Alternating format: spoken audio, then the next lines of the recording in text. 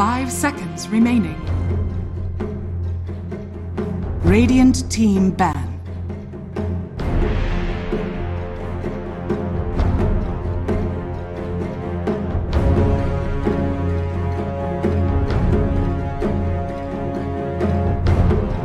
Dire team ban.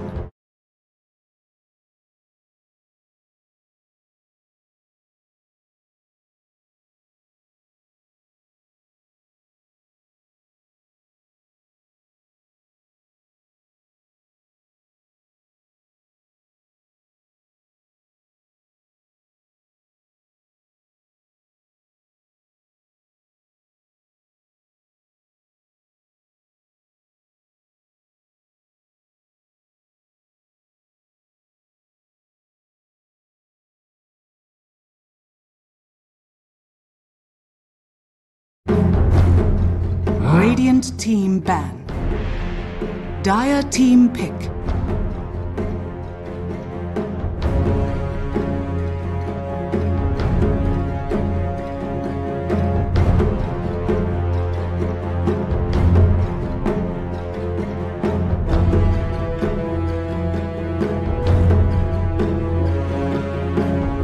Radiant team pick. Elder Titan.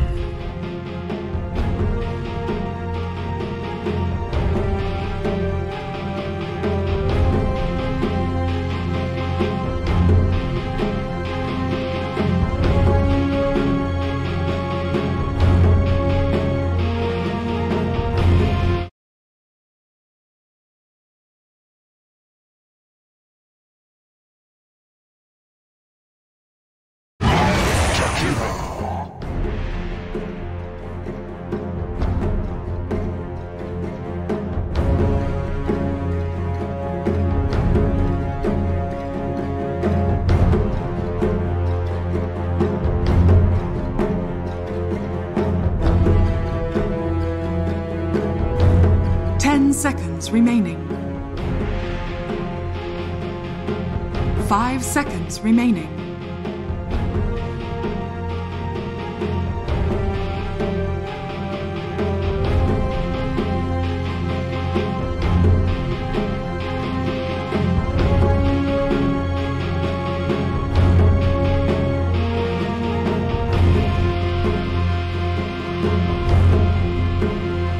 Dire team ban.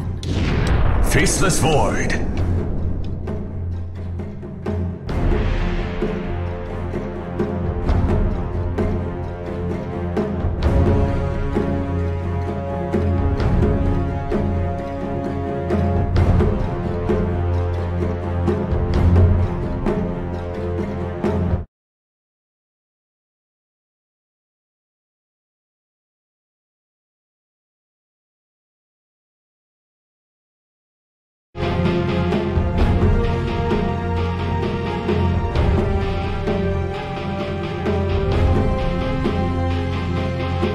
Radiant team ban.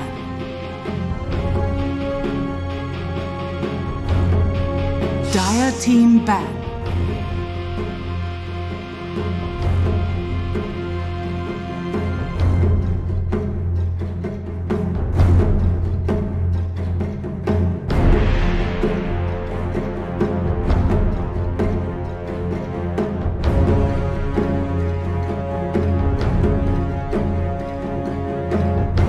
Seconds remaining.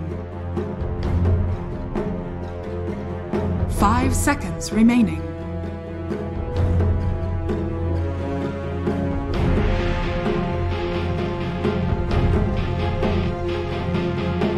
Radiant team ban.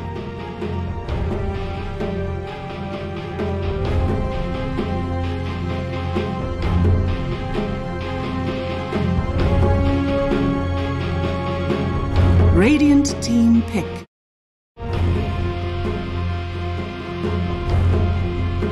Dire team pick. Shadow Demon.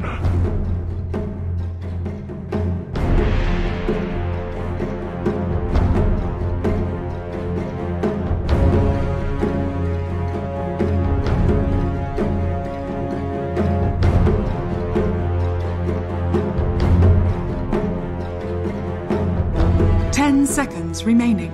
Radiant team pick.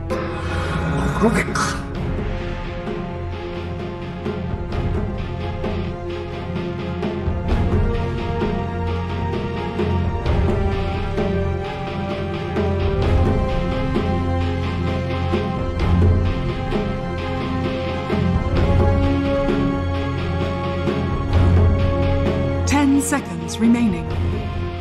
Dire team pick. Warlord. Radiant team ban. Tegna.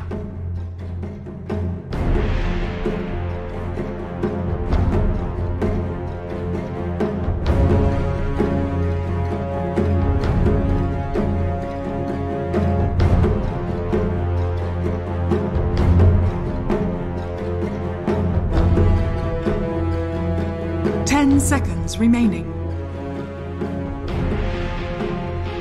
5 seconds remaining.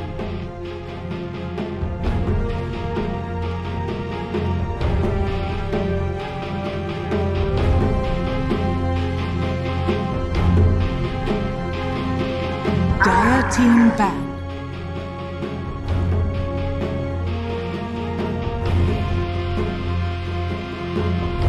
Dire team pick. Radiant team pick. Weaver.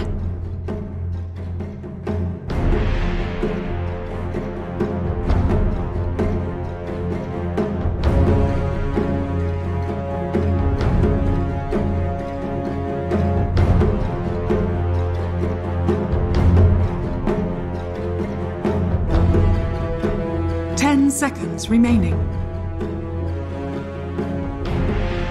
5 seconds remaining.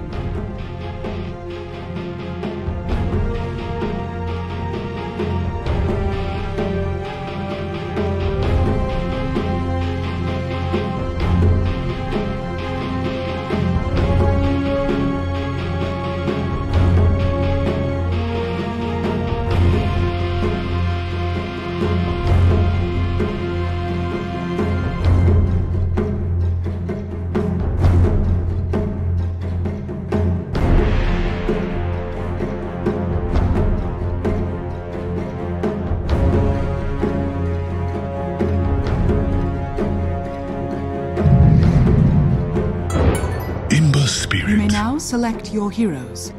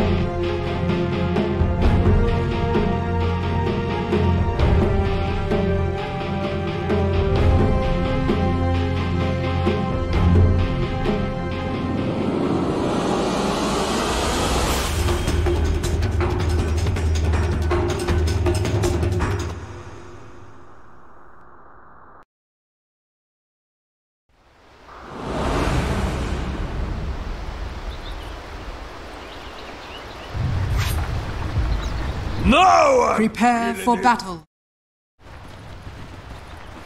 Jeez. And they thought it could get no darker. Turn that back on. There we go. Disabled camera scrolls, which is not good. So Yao on the Faceless Void, as he'll head down towards bottom. Who's this on the Rubik? My mic is just lagged. We can look. Elder Titans So- DDC, Super. Yeah, so that's the Never- guy I talked. That's Victoria, right? Must be Victoria. Yeah. Yes, it is. There we go. I 30 want to see who they're gonna seconds to give battle. farm priority on Ehome. Probably gonna be Jakiro, judging by the items. He has 2 mangoes, 6 tangos actually, and the flask. Probably have Shadow Demon with a little less items. 2 sentries, though. Over on I. Looks like they'll to try and match up that SD troll against the Weaver somehow. Yao down bottom. Begins. Getting up in the face of the Jakiro. And Bounty Rune's going to be 3 for 1 there. As the Dire team take control of that southern side of the map. And no real contest from Ehome up north.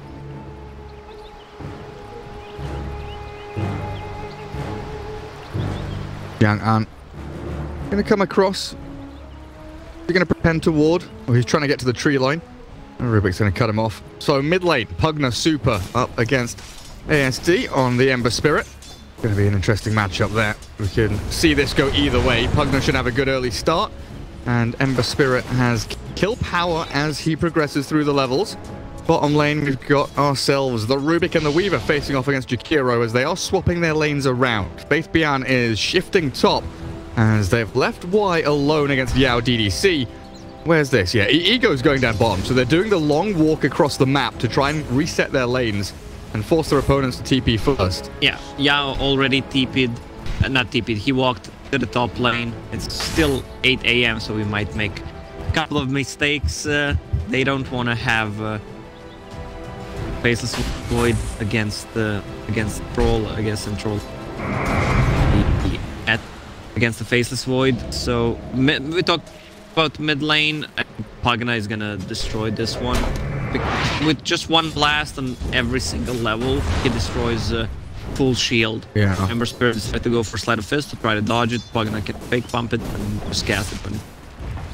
But once Ember gets to like level 5, and especially level 6, Oh, Pugna can definitely die.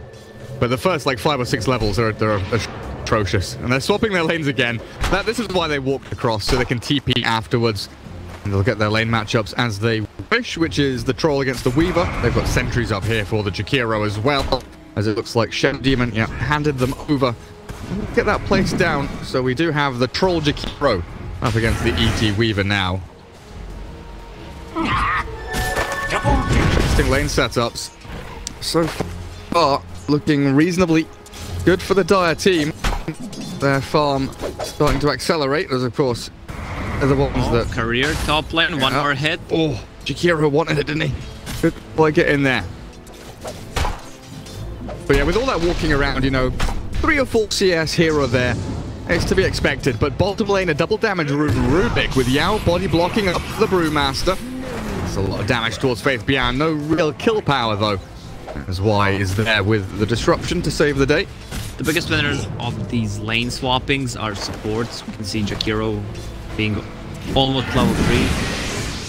Sometimes you just feel good, especially in your clubs, when someone wants the lane swap and doesn't TP right away, so you get a lot of XP, get some last hits. Get a little bit of CS. Yeah, nearly level 3. We'll see what he goes for. An early point in Ice Path might not be bad against someone like a Weaver, but very often you just want the extra damage from Dual Breath and Liquid Fire when you're trading hits with someone like an ET. Pulled down from Y, spotted by the Dire Observer Ward. Looks like Victoria just gonna pull across a large camp regardless of what's happening off to the west. This lane looking very good for Yao on this Faceless Void. Faith Bian's being bullied and pummeled and shoved away, and then Rubik comes in to steal the CS and stop this pull from the Shadow Demon quite nicely. Yeah, still not buying anything. Has a great start. 16 CS, 7 denies. I've seen Chinese players either go for Battle Fury or just go for standard build, Mask of Madness. And I've seen them going BKB as a second item if needed. Oh. Like mom into BKB? Yeah. Then you just team fight. Keep running at people over and over again. I guess that helps. Oh, top lane. Troll in a little bit of a sticky situation here. Jakiro, what we got left? No spells, got some stick charges and a mango, but it looks like Ego will finally fall. He popped his own stick, but it wasn't going to do the job. Never End wants another one, and Yang An gonna get taken down by another Shikuchi. Cleared up of the Weaver, who shifts on over. What was that? Oh, he's dire side. There's no shrine over here for you. He's waiting for bot. He just wants to kill one creep. Radiant structures are 40 gold. 10 seconds until bounty runes, so he'll be able to get plenty of value out of that bottle. As the bounty rune content. Oh, top lane liquid fire, bottom lane. The void's going in. Weaver gives up on the top bounty. As bottom lane, Rubik will grab one there for the Dire squad.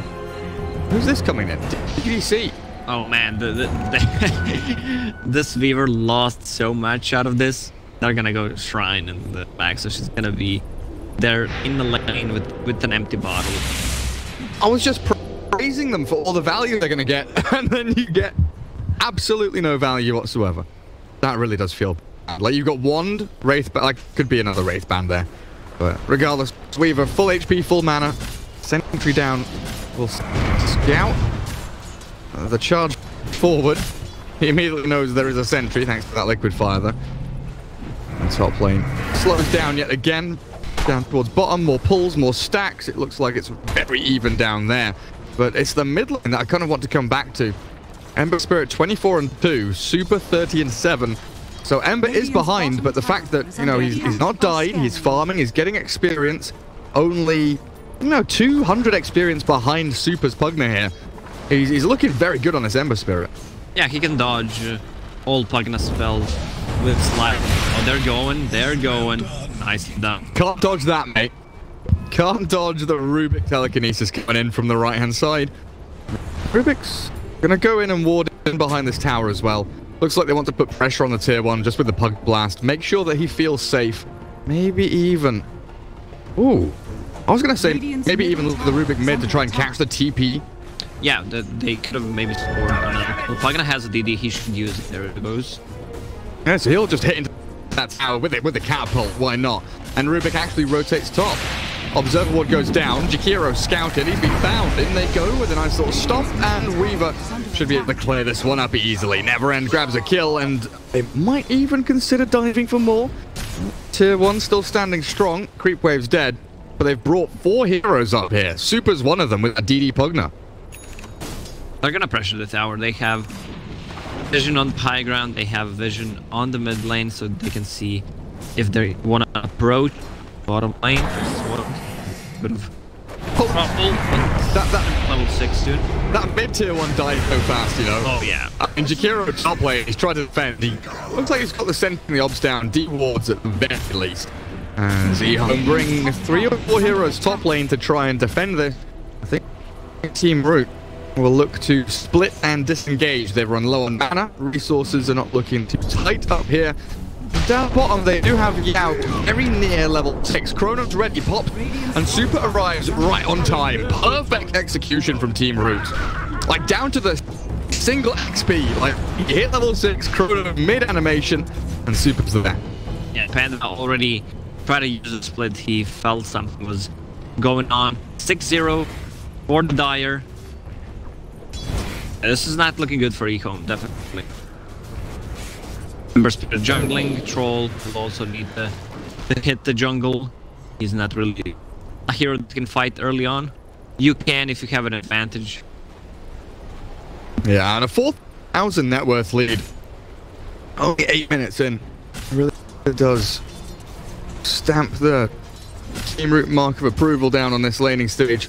Rubik's been given to try and get that level. TPing down bottom now. Faith Beyond does still have a primal split. And they'll go in with the Ember Spirit. Take down Super. Oh, he's speedy, but they've got him. Nice little grab there. Was he hasted, actually? Yeah, they dispelled the haste with the little Storm Pan, which is quite nice. Problem is Ehome doesn't have the best tower defense. Only one who can deal some damage to the creep wave is Jakiro from far away. Shadow Demon has only 2 points points in Shadow Poison, and they're under leveled. 4 minutes, 9 minutes in. 4 level. Who have they found over here? That Stomp still connects. DDC is going to get found by Y. They will jump the ET. Little grab onto him. Should pop him with the Flame Guard and the 4 stacks now up on the poison. ASD grabs that one up.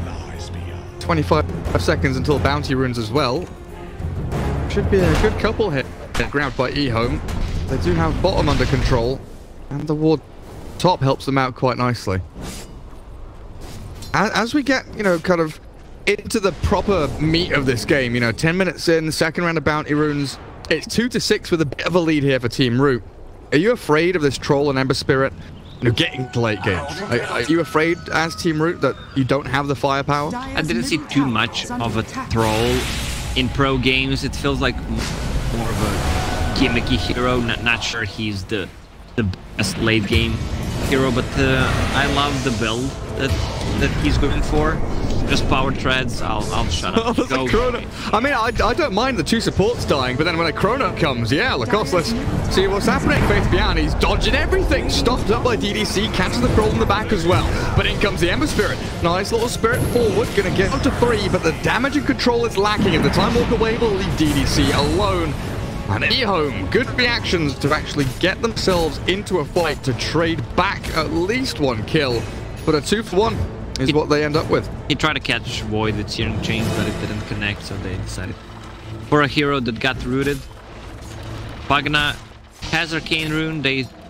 This should be a top tower kill, definitely.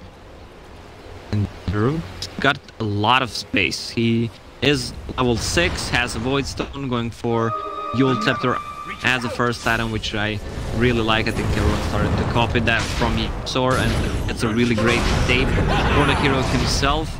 Sure is, and he's stolen Searing Chains to hold that Ember in place. But they've popped the Primal Split. They've committed pretty hard on this Rubik, and if they don't get the kill, man, this is going to really suck for Ehome, but they do get the final boulder toss forward. They grab the kill. Rubik down means that Brew has been left behind. DDC chasing forward. Stomp. It will connect with the life drain damage. Oh, good save from Y. Shadow Demon Disruption. Face down is held in place.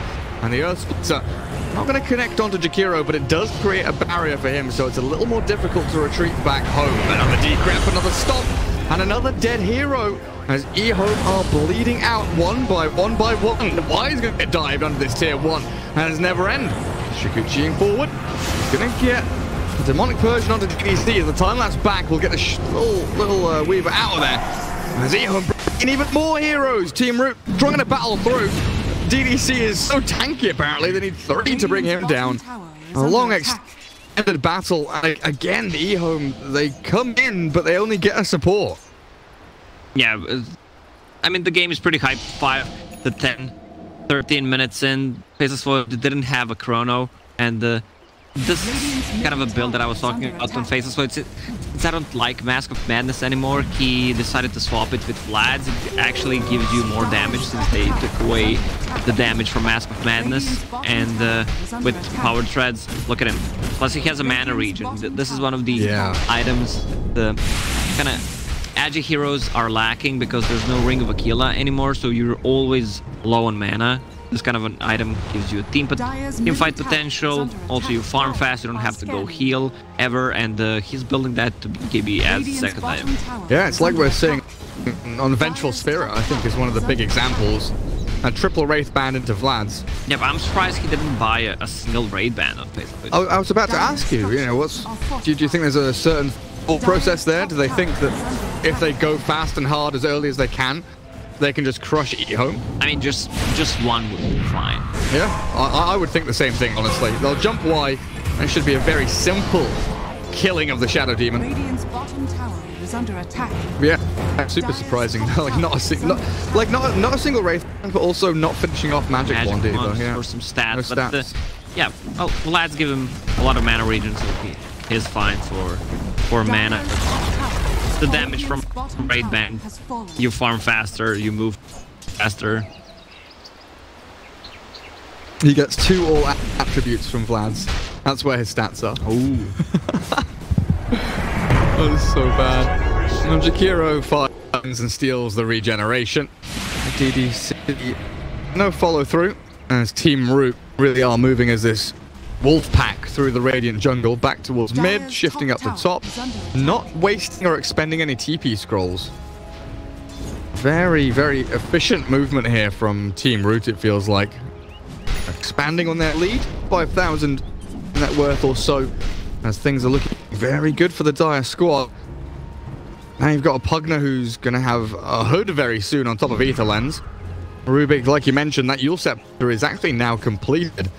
And it's just a matter of time. They're waiting for these big core items to arrive where they can win a couple of team fights, take Roshan and finish the game. And you're looking for that Void BKB, the Weaver Desolator, maybe even that Pipe and Pugner. Whereas the Radiant team feels a lot more slow and steady. You know, Maelstrom for the Embers coming up. Blink is here for the Brewmaster though. That's a big one. Rival they need split. to make something happen right now with that Blink. If Team Root gets a kill or two, they could easily just go Roche with that lads. Oh, Yao. Does he know what's going? Apparently not. He chronos, he time walks, he jumps away. Oh, still gets disrupted up. Goes for the lands, and in comes the Spirit. Where's the Stomp? DDC, he's got it now. He's going to throw it out, and that disruption might have bought some time. Yao, another time walk down. He's out of there. Void is gone, and some way, somehow, Team Root, they're escaping. Rubik, he's used that disruption, has another spell to steal. If he can get that primal split, it would be huge, but Bian does have the Blink Dagger. And a smoke gank not coming to fruition there for Ehome, as top tier 1 is claimed by Neverend as well. That was a nice save from Shadow Demon. Stolen disruption, bought Faceless Void just enough time to get that other time walk off. So primal split used, Chrono used, and Elder Titan ulti, but it feels like it benefits Team Root way more because they can't put a lot of pressure. The only big team fight that the Ehome has is Brewmaster ulti and it's on cooldown, so they're just going to group up and take the tier 2 tower. And that is exactly what they'll do. Still have that disruption. Make some void illusions while you can. And that is a tier 2 for pretty much free. Easy peasy for the Pugner. And you can see how afraid Ehome are here of a high ground push. They're actually defending aggressively up on the ramps. Make sure that shove doesn't come onto their tier 3s, but also to get ready to launch pad into Roshan if they feel that's coming. Team Root, a lot more steady though, not going to go for any ballsy plays yet again. They are just waiting for these very pivotal items to arrive on their core heroes. The problem with Shadow Demon and Jakiro as 2 supports is that you don't have a way to start a fight. Like, you need to smoke to try to find a kill with the disruption. Jakiro is far away from Yule Scepter, a defensive item for him, and the one that he can set up the ganks with. So they're just playing really slow right now. The only one who needs to be active is Ember Spirit. Maybe try to play around the cooldown on Chronosphere. Chrono is up again. Oh, Jakiro. He gets some good damage on that tier 1 mid. Unfortunately, he loses his life for it. But yeah, like let's say a fight happens mid, right? Shadow Demon wants to be sitting behind his frontliners so he can disrupt to save them. I don't think you ever really want to go in with a disruption into Ice Path. You've got level 2. Oh yeah, it doesn't feel good. Nah, you can't use that offensively. It has to be defensively, right? And look at the build on Ember Spirit. It's going BKB as a first item. It's not going to save him from Chrono though, is it? They'll have a damage coming in. Easy like that. Ember dead for 40 seconds. And they have a high ground push arriving. 18.5 minutes in, they're going to breach tier 3. What a Chrono setup. From high ground to low ground, and catches him on the edge. Everyone moved perfectly, went around. Can deal damage. Split is ready, but I don't think they can find a kill. Even if they find Elder Titan, that's not enough. Pugner's just gonna save him with the crypt. Oh, you've Cyclone DDC. Leave him alone. Void. Oh, very tasty. Gets away from the ice path. Still going to get stunned up by the boulder toss, but the lift is there. Immediate from Victoria. Back into the waiting arms of Neverend. And a quick and simple kill onto Brew, as that time walk was a little bit interesting, Yao. Yeah, at least Brew didn't give away Primal Split. He used Drunken Brawler right away. That's true. That is very true. And Team Root yet again. They're going to fall back and keep expanding on this lead. No, there's no real need to go high ground right now. Roshan's still up. Roche right now. Deso flying to the...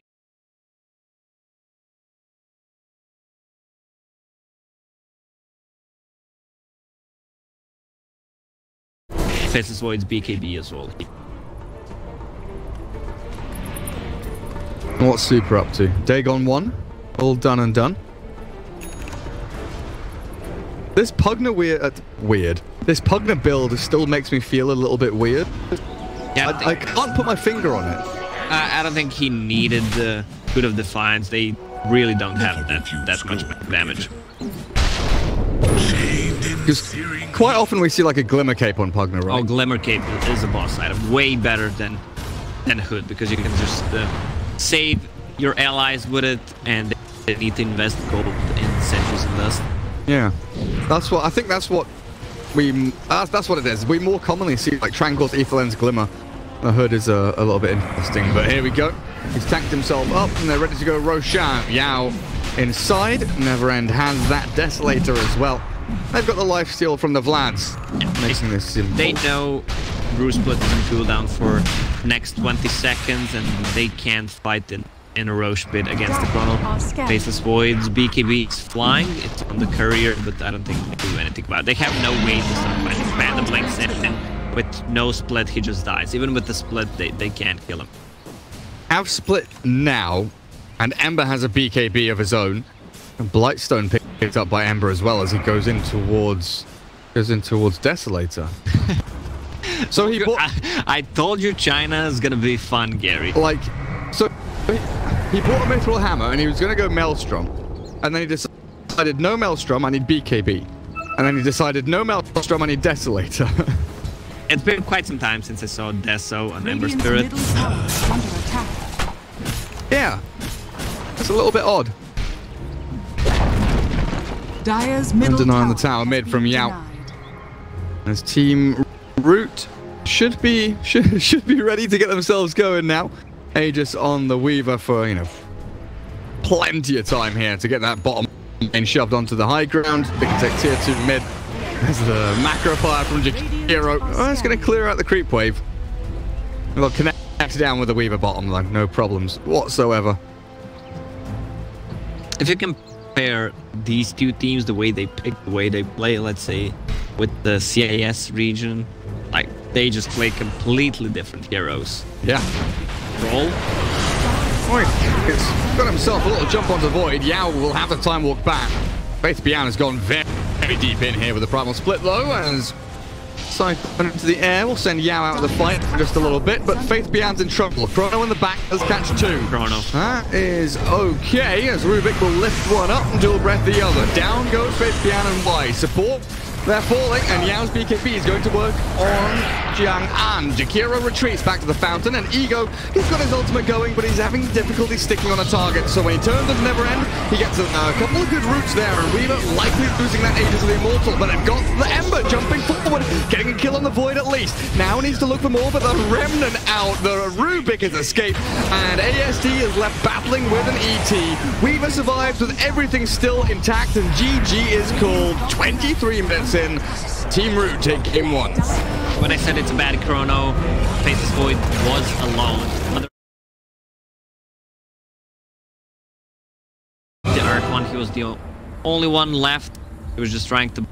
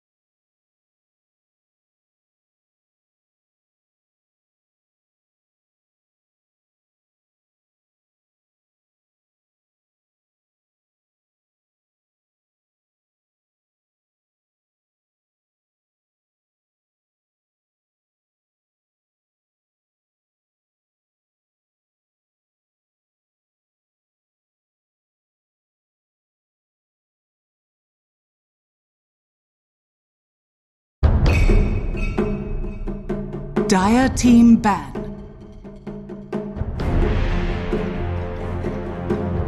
Radiant team ban.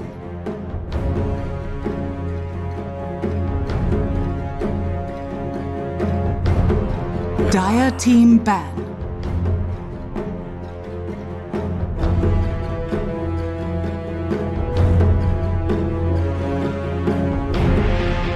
Radiant team ban.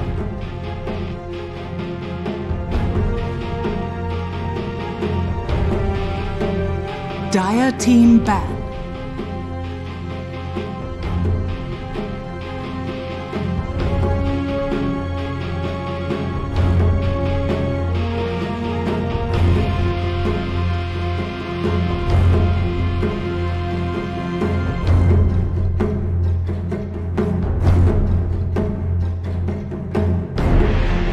Seconds remaining.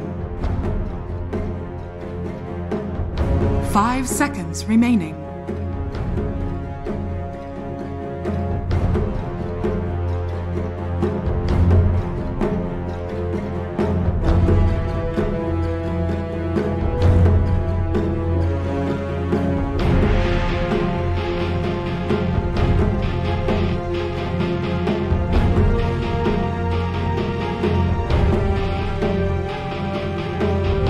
Radiant team ban.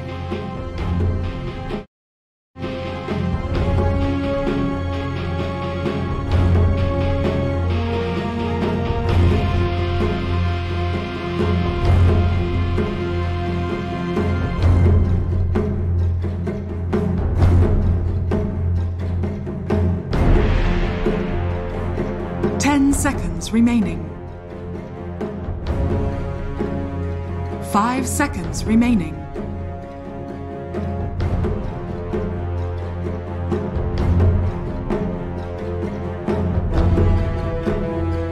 Dire team pick.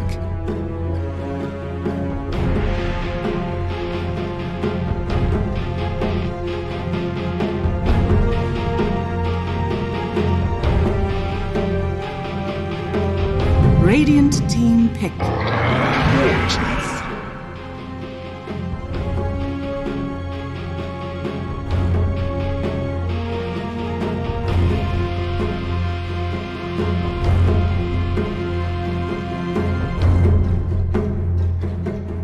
Welcome back, everyone. Quick little break there between the games. Game 1 was done reasonably fast there, wasn't it, Lacoste? Yeah, quick game, quick break. And we're back for game number 2. 5 seconds remaining. You mentioned a good point, Gary. Oh? Team... It's rare? Yeah. It's really rare, so You're gonna make it. It's worth a lot. Nice. Shadow Shaman. Maybe that's the hero that Ehome wanted to pick instead of a Shadow Demon. Yeah. I don't know how it's spelled in Chinese, but maybe the same. Misclick? Same misclick could happen. You start typing... If VP can misclick, anyone can misclick, right? Yeah. Well, the drow for solo not too long ago was an interesting one. And game 2, different draft. A couple of different heroes banned. Brewmaster and Void joined the ranks of Undying, Beastmaster, Dazzle, and Terrorblade. So that's left in Undying and Centaur, of course, Radiant which gets first picked by Ehome. Dusk. Well, there's Tusk for Team Root to kick things off. Not something I've seen them play in their previous matches since, well, was it about a week ago. They opened a draft against IG Vitality with Lich Tusk. That's a weird looking draft. Lich Tusk, Void, Sniper, Enigma. And it looks like Void Sniper, and you're only missing Ricky. Yeah. Classic pop draft. This is what gave them a lot of trouble in the previous game because they had no burst damage, especially in the laning stage. They couldn't really contest him at all.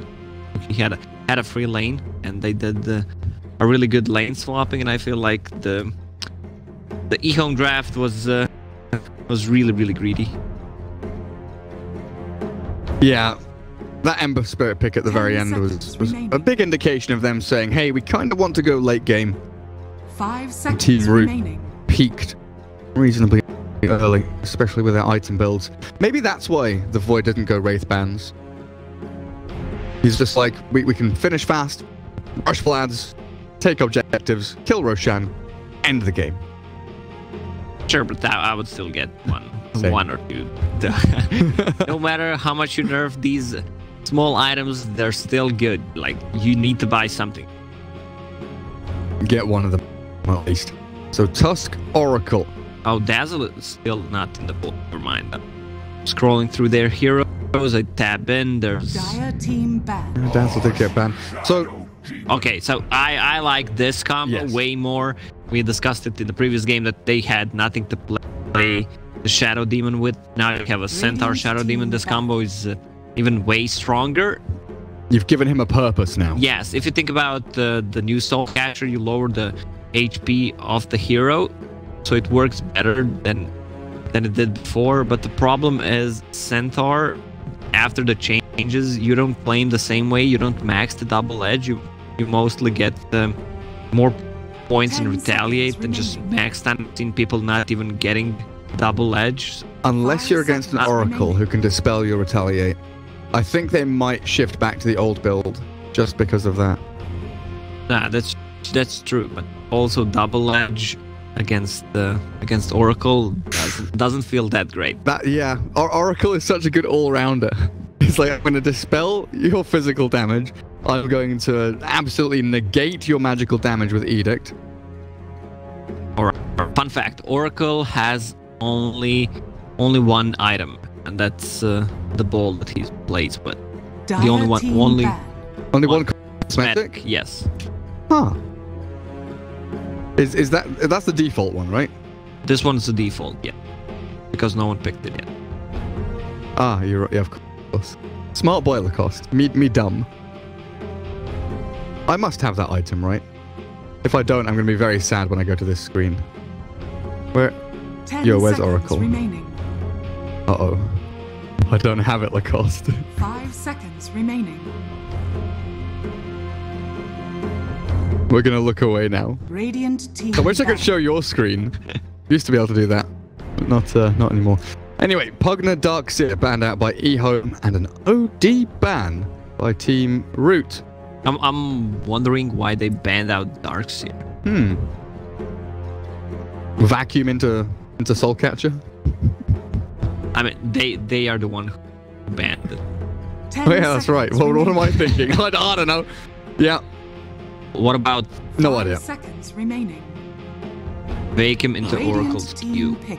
That sounds huge. That's pretty big. Dire Anti-mage team pick. taken out of the pool, and here comes the Morphling. Must feel good turning into Centaur, like even better turning into Centaur now than it did before. I'm not sure how much damage you can tank, but the retaliate feels good. Also, anything you steal from Shadow Demon is boss, especially Soul Catcher. 10 Use seconds Soul Catcher, turn into Morphling, and use Adaptive Strike and just one-shot people. 5 seconds. You can make remaining. illusion of yourself. Radiant That is team nasty. pick. Lion. Super nasty.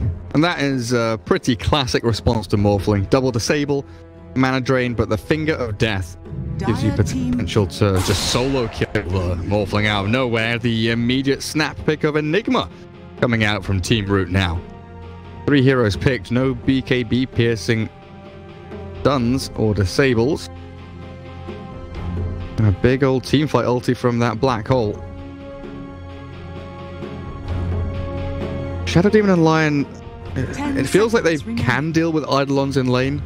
Earth Spike and Shadow Poison 5 can maybe seconds clear them out, remaining. but you want one of your core heroes for sure to be able to kill Eidolons here. I like Tusk more when you have either a killer potential with him, let's say something like a Centaur, or if you can just roam around and then you have a self-sustainable offlaner and a hero on mid that you can score a kill with. You can even try lane with Tusk, Oracle, and Morphling, since you have Enigma, and just force Ehome to play 3 versus 3, and then Enigma's just gonna destroy his own lane. And the Oracle, Tusk, and Morphling is a strong try lane. I'm not sure if that's gonna be a mid lion, if it's gonna be a support. Probably a support. Mid lion is more of a pub thing. You never know. You never know with, like, you know, Y and Faith Bian if they pull something funky out of the bag. But Drow Ranger will be their grab for now. Drow with SD, with Lion. The attack speed seems okay. Nothing spectacular though. And there's the Medusa ban. Don't want Dusa Drow together.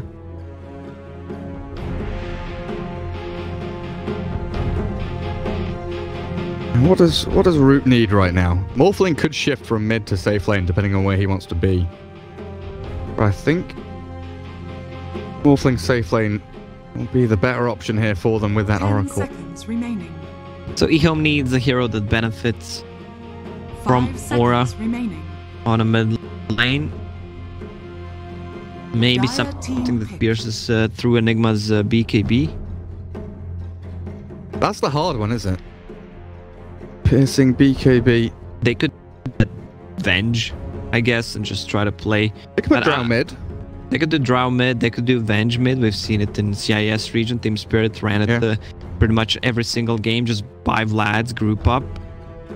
10 seconds remaining. I'm not sure if that's a Chinese thing, but 5 seconds. I have to wait and see. Also, they could get an Invoker maybe if they feel like they have a good setup for some Sunstrikes. Also, he doesn't have many disables. Storm Spirit doesn't look that bad, even though I'm not a big fan. Give me the of sniper. The hero. Just pick sniper, Ehome. You know you want to. Luna. Well, there she is. Luna Drow. They have the Shadow Demon to back her up as well. So that's gonna be a mid Drow. Yeah. She's gonna get levels faster. This seems more solid than game 1. I like when Luna is paired up with the strength heroes instead of the intelligence ones. You're so beefy that you can't die. And we see in Chinese region, IO is not tested as a hero. Like, it's barely picked for ban. Yes, it's insane, isn't it? So they could run a tri-lane with Luna. That's pretty strong. You have Aura, and then you have Luna, some extra damage, mana pool. Team Root have the last pick though, an extra hero for them. Oracle, Tusk, and Nip. I mean, their gap close is okay onto Drow and Luna, but they need a little bit more, it feels like. They're the ones that get the sniper. Okay. Super Sniper. Well, that takes me back. That takes me way back. Super Sniper, Super DK. When he was one of the first heroes, him and Super and Maybe to do the whole troll sniper thing. Was it? What was it? 6.2? So I can't remember what the patch. 6.28. I can't remember now. So long ago the cost. He's got me looking in his eyes. He's trying to remember as well. Yeah, I don't remember much from that time, even though I played it. I'm 6.82 or 6.84. 84. All right. Oh no! Wait, hang on. I don't know. I can't be bothered anymore. If someone asked me about that era, I would just say Sniper, Troll, Jug with the 1-1-1-1 and just max stats build. Mask of Madness of every hero. Yep. It was the spin to win patch. Troll and Jug, and then a Sniper thrown in for fun. But in this game, game 2, who do you like in this draft? I'd say Team Root, even though it's Sniper. It's been a long time since I saw this hero being played in competitive match. They have a great gap closer, but it's the only one. Centaur. He gives a boost to his whole team. There are 2 saves outside of DR. You have Oracle, you have Tusk with the Snow, but then you have Enigma, so they can't really just just go in and focus the sniper. And none of these heroes scale that good against sniper. So as the time goes by, I think this sniper is just gonna be so strong. Yeah, like ideally here, you'd want a Spectre or a Storm, something that scales and gap closes. I think you might be right there. Even a Lion with a Blink Dagger won't be enough to catch and kill the sniper. Whenever I see DR as a logo, it reminds me of the retry PGG +4. Yeah, and I think he swapped the like 50 players in a year. I'm not even kidding. But he discovered a lot of talent through in the CIS scene that we can still see it playing professional today. Yeah. I think top 3 teams are the Retry, Screen Squad, and KP. those are my like 3 teams for kind of discovering talent or swapping their roster around a hell of a lot. So a couple of days ago, PGG invites me at like 3 or 4 a.m. He invites me to play Dota with him. Oh yeah. I didn't talk to PGG for years, and we didn't play Dota for so long. I still didn't play it. I was just ready to go to bed. Just like, nah, I'm good. I'm not getting sucked into this. Man, it's been a lot. I mean, the last time I played with PGG must have been literally like 8 years ago. Dota 1, European high-level Remote Arena. Please Go Game has hosted the lobby. First blood is being spilt on Please Go Game. Please Go Game has left the game. every time. Every time, dear me. So, what we have here? It looks like Team Root. They're going to go for the walk around and reset their lanes again. So we've got Enigma and Oracle top, mid lane Sniper against Drow. As Faith Bian wanders up towards the top on his Centaur, we have Y Shadow Demon with Ego Luna and Chang'an Lion down towards bottom. Tusk for Victoria, trying to get up in the face of Lion so far. And Never End on the Morphling down here as well, like you said, dealing against a dire Ehome tri-lane. Yeah, so Oracle needs the TP bottom right away. Enigma's gonna have a good time here, just getting more levels in 1 versus 1 scenario, denying a lot of XP from a Centaur. Oh, he's trying. TP knows that Centaur is only level 1, so he's gonna get it. Meanwhile, the mid lane also so Iolans being used at level 1 to deny some of the XP from the Drow Ranger. I wouldn't be surprised if Sniper gets 4 raid bans or just 2 raid bans, maybe even 2 power treads. Double treads. Yeah. That's the build. Oh, he says no, no, no. Yes, yes, yes. So tri-lane against tri-lane. I'm just going to keep flicking my camera from lane to lane. I'm a little bit scared about mid because they're all dropping low, but it is bottom with a 2-man stun. Turn around with a root, and the Fortune's End will open up a kill. But Never End as they find the takedown on Chang'an's Lion, and he steps ever so slightly too far forward. And this is kind of what you're mentioning in the draft. You know, you prefer Luna with the strength heroes. I mean, Lion there, yeah, not really getting too much from Luna Blessing. If he gets caught out of position, Oracle uses Fortune's End or just a good shard block, it's definitely gonna be a kill. And Super gets a solo kill on a Drow Ranger. That's pretty big. I'm question marking my own camera work there. I mean, I didn't expect that. I was scared it was going to happen to Sniper, but 0-2-2 build here on the Sniper. Super just pops out the Drow with a take aim. ASD probably not going to feel too happy about the way things are going so far. He gets headshot procced about twice in a row. Yeah, I love the build adjustment. He doesn't need shrapnel that much and has the extra range on take aim, so maybe that's one of the reasons that the Drow Ranger died. Didn't expect it, and Sniper has a full level advantage. We should just focus on the bottom lane. I don't think anyone's gonna die on the top lane. Yeah, top lane's like whatever. Enigma farming 11-12. Centaur's gonna try and get as much as he can out of that top laning stage, and a couple of Eidolon kills potentially. Yeah, I can't look away from mid though, Lacoste. Like, you're telling me bottom lane, and I agree, but Super is annihilating this Drow Ranger, and like, she doesn't have any regen left. 2 tangos, but just getting popped over and over by take aim, take aim. It's insane. fake insane. So 2 raid bans finished. He's going for a 3rd one on sniper. The extra damage, he's going for it. He doesn't have a high ground ward, but he might get it. One. No way. If he procs it, oof. There's the salve. Rise has said 6.83, so we were close. When I say we, I mean I. That's bottom lane. Why? We'll take a tumble. Jang are gonna back up behind the tier 1 bot, but another victory here for Team Roots tri lane in this bottom lane, and it feels like every single lane is being won by the Radiant. Yeah, and they didn't block the spawn, the small camp, so they can pull that on the bottom lane and just get it back. And look at the rotation from Tusk. He has an observer ward. Yeah, that he spotted him. He could go on him and just kill him. I think the sniper needs a high ground vision for himself. They're even scanning. He's gonna leave an illusion there and bait the drow. ASD back into the jungle. Off you go. Leave that mid lane.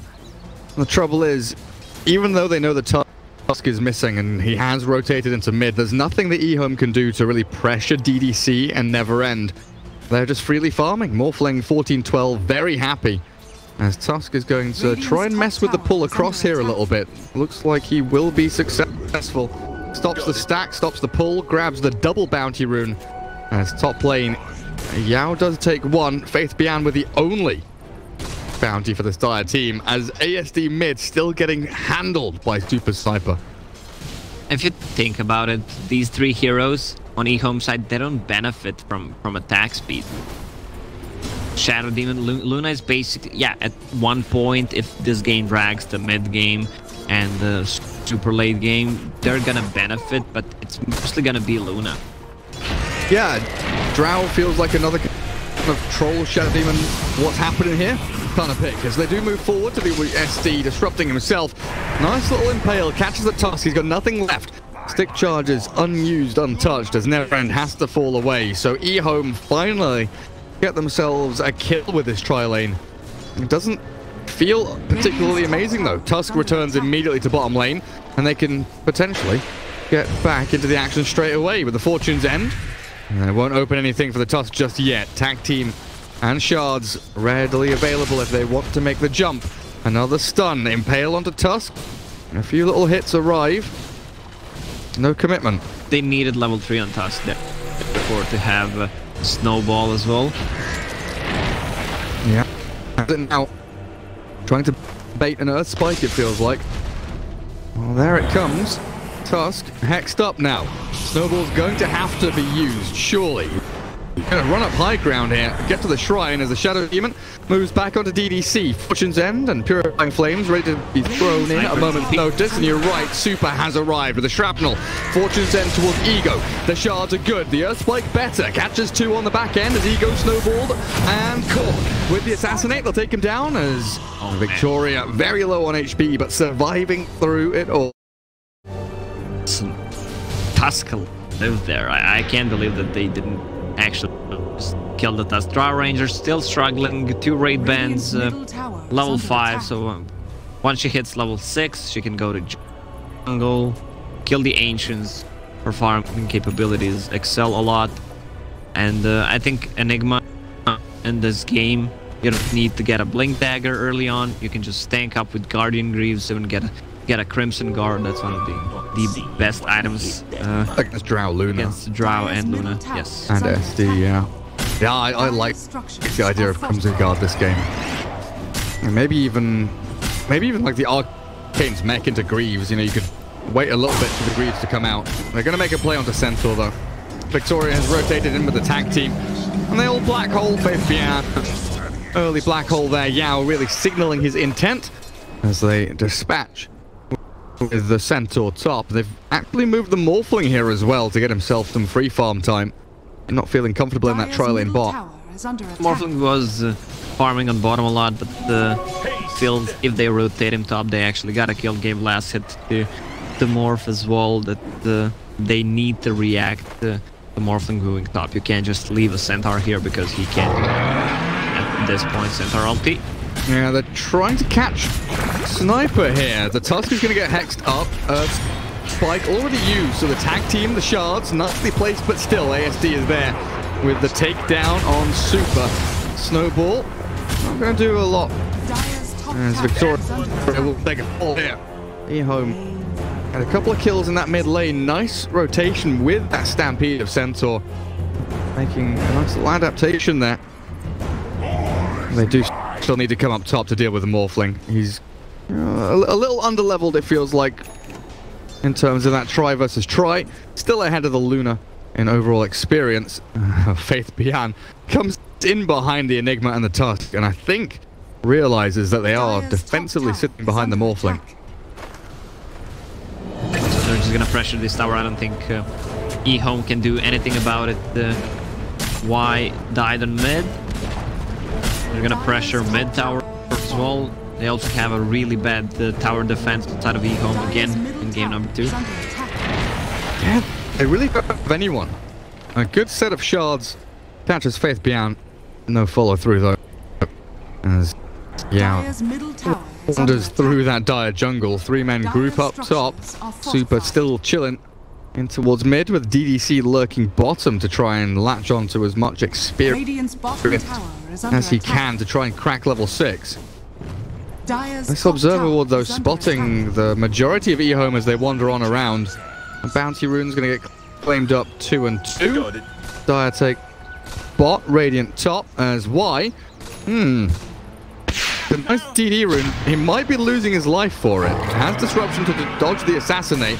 And there's a nice Stampede. The salve, good little dodge, and away he goes. But top lane, the Stampede used for different purposes. Ego, Luna dropping low. There's the waveform forward, and Neverend goes in. But the nice little Lucent Beam holds him in place for just long enough to buy the time for Luna to escape. And now the Earth Spike landing onto Yao. Catching Enigma, looking for the kill. They've got the damage from that double edge. As Yao will finally die.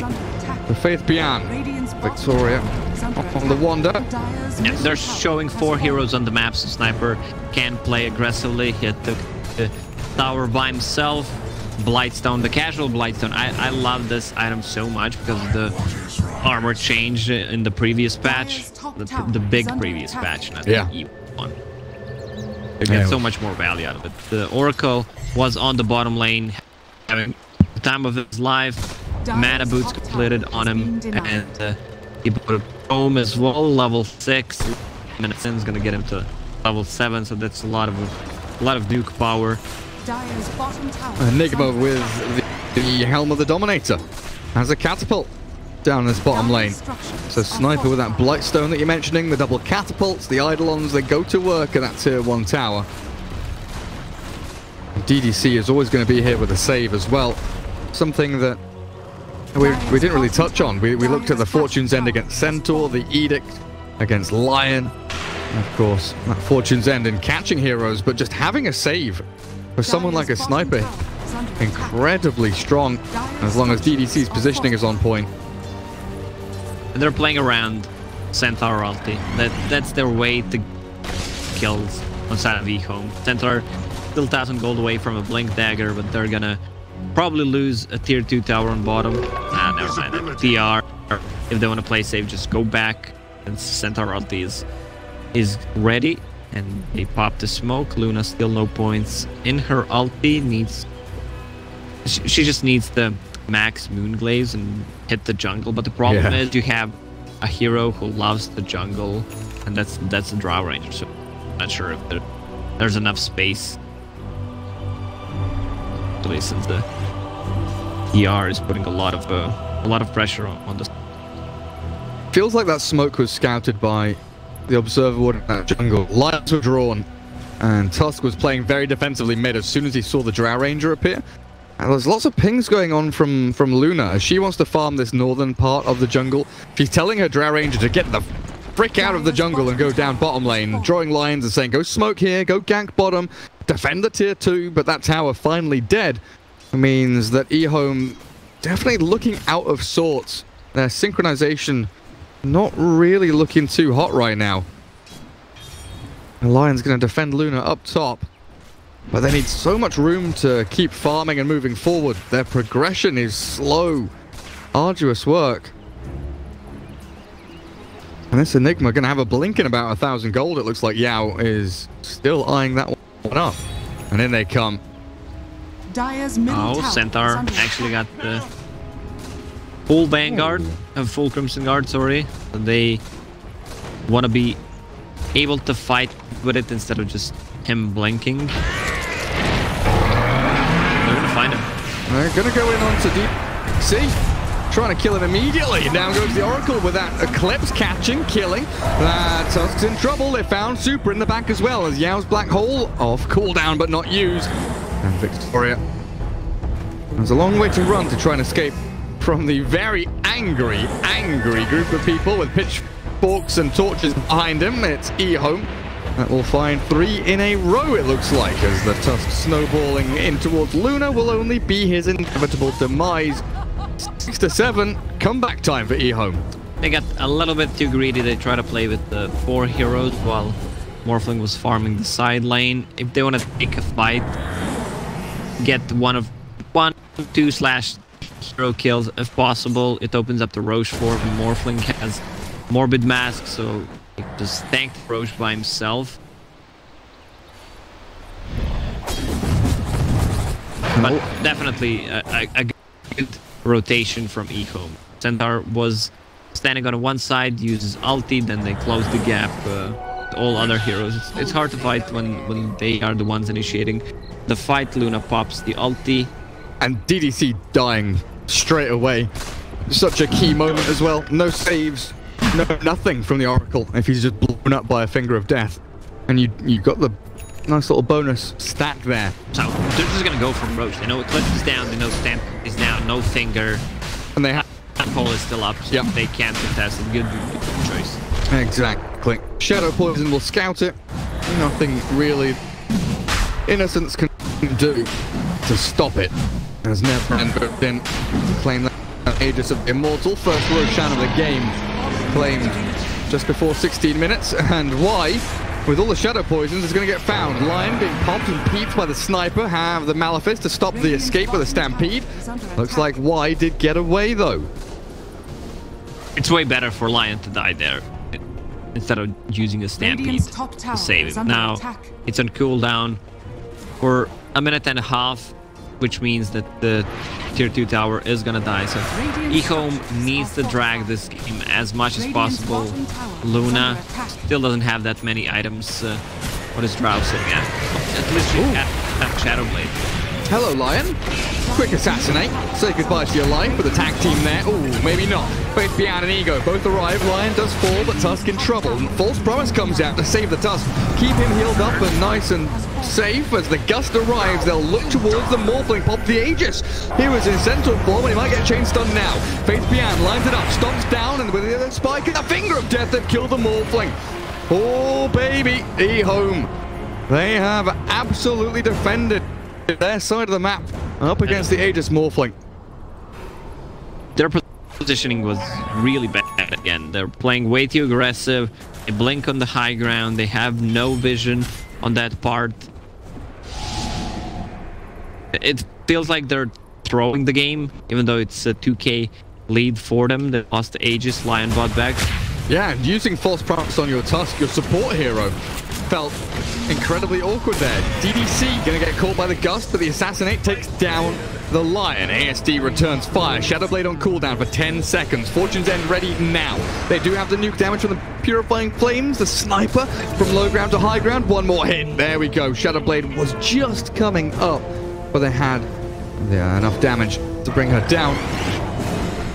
It was just messy from Team Root, it felt like. You know, Tusk going in, the follow through wasn't really coming fast enough, and then Oracle using False Promise on your Tusk, and then in comes Ehome. You know, they're TP, they're defending Shrine, they've got this high ground on lock. And Yao, with Blink Black Hole, couldn't really find a spot to use it in.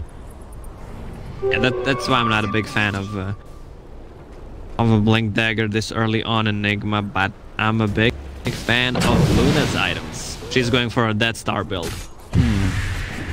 Yasha Kaya? No Kaya. What do you mean no? I mean, he can upgrade it, but it's way better to get Manta style at one point. It's just to keep in game. She might still swap things around, but it feels like a good item in this game. You have a disruption, Lacoste. Why do you need Manta?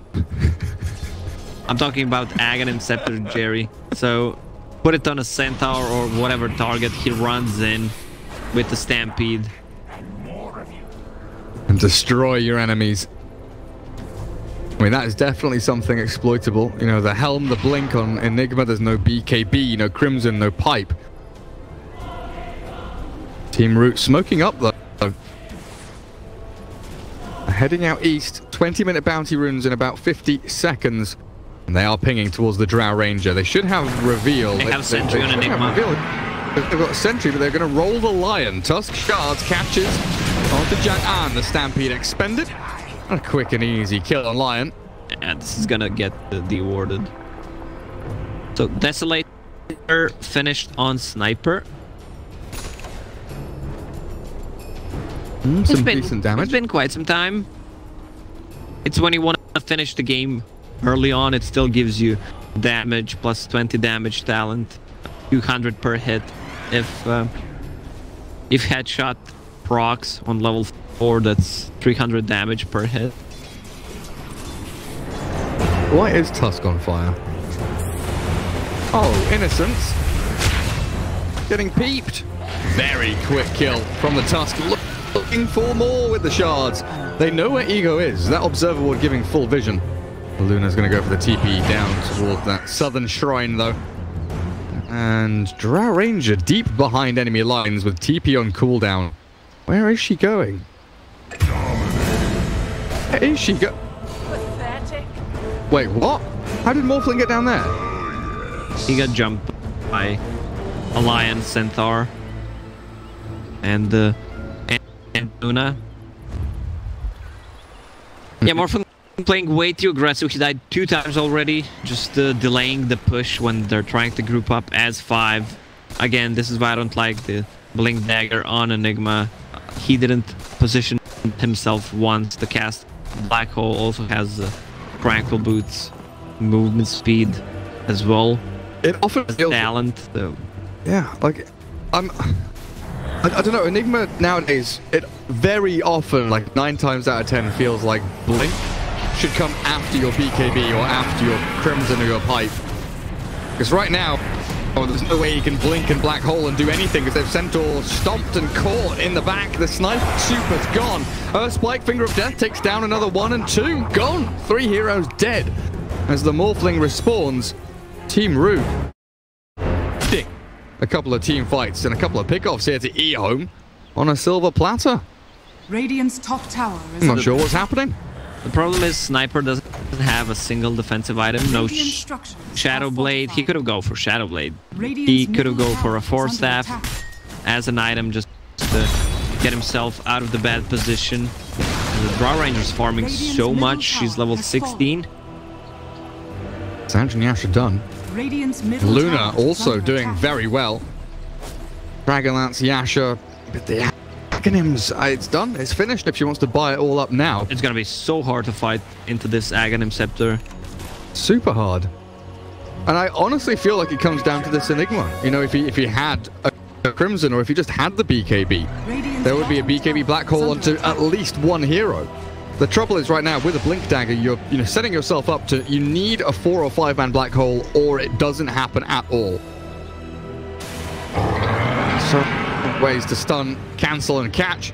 Also with that Stampede to disengage. And get themselves away.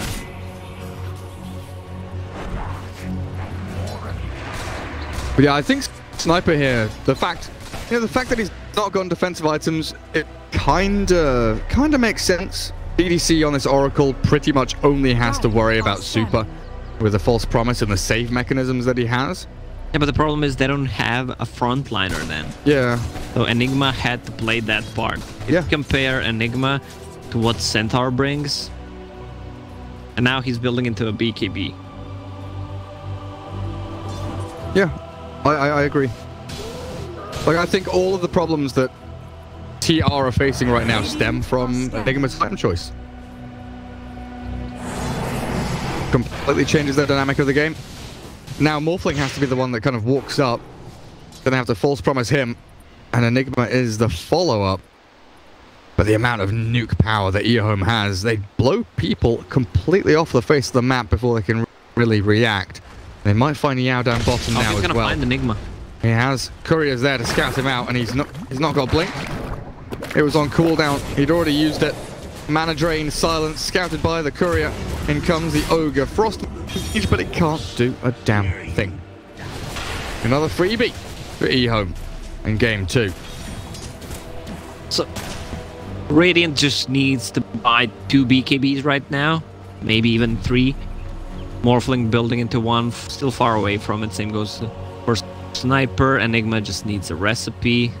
They are gonna get the BKBs and then try to team fight with the black hole. We still didn't see a single black hole besides the one in the laning stage to get a kill on a Centaur. Yeah. They're gonna have triple BKB. And then this Aghanim Scepter from the Luna. Is under attack. Pretty much just gonna be focused solely on Tusk and Oracle. Ehome, DD on the Drow Ranger. Roshan in about 2 minutes time could be that next flashpoint of activity for both of these teams. Look at Faith Beyond. Faith Beyond with the blink Crimson. He has a Reaver on the Centaur. Heart of Tarask is well on its way. He is a big boy. And Bounty are going to get snatched up as well. 2 top for the Radiant should be, and 2 top, 2 down bottom for the Dire. Yeah, with this kind of a build, Centaur doesn't need to be afraid that he's gonna die. He's gonna go in, scout for Enigma and Sniper with his ulti, pop the Crimson, and just tank the damage.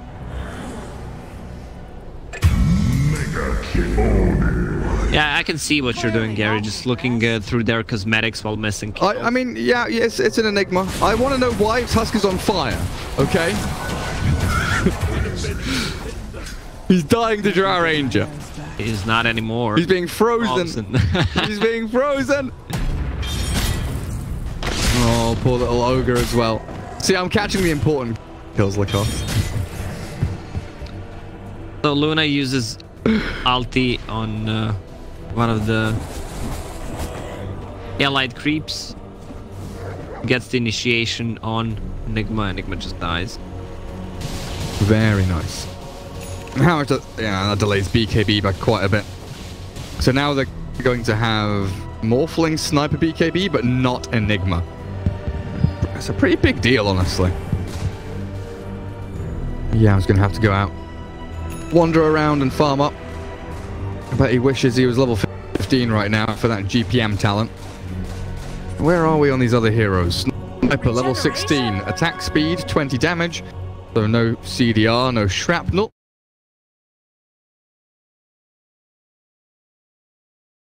Duration. Everyone going for the heavy hitting attack speed and damage talents.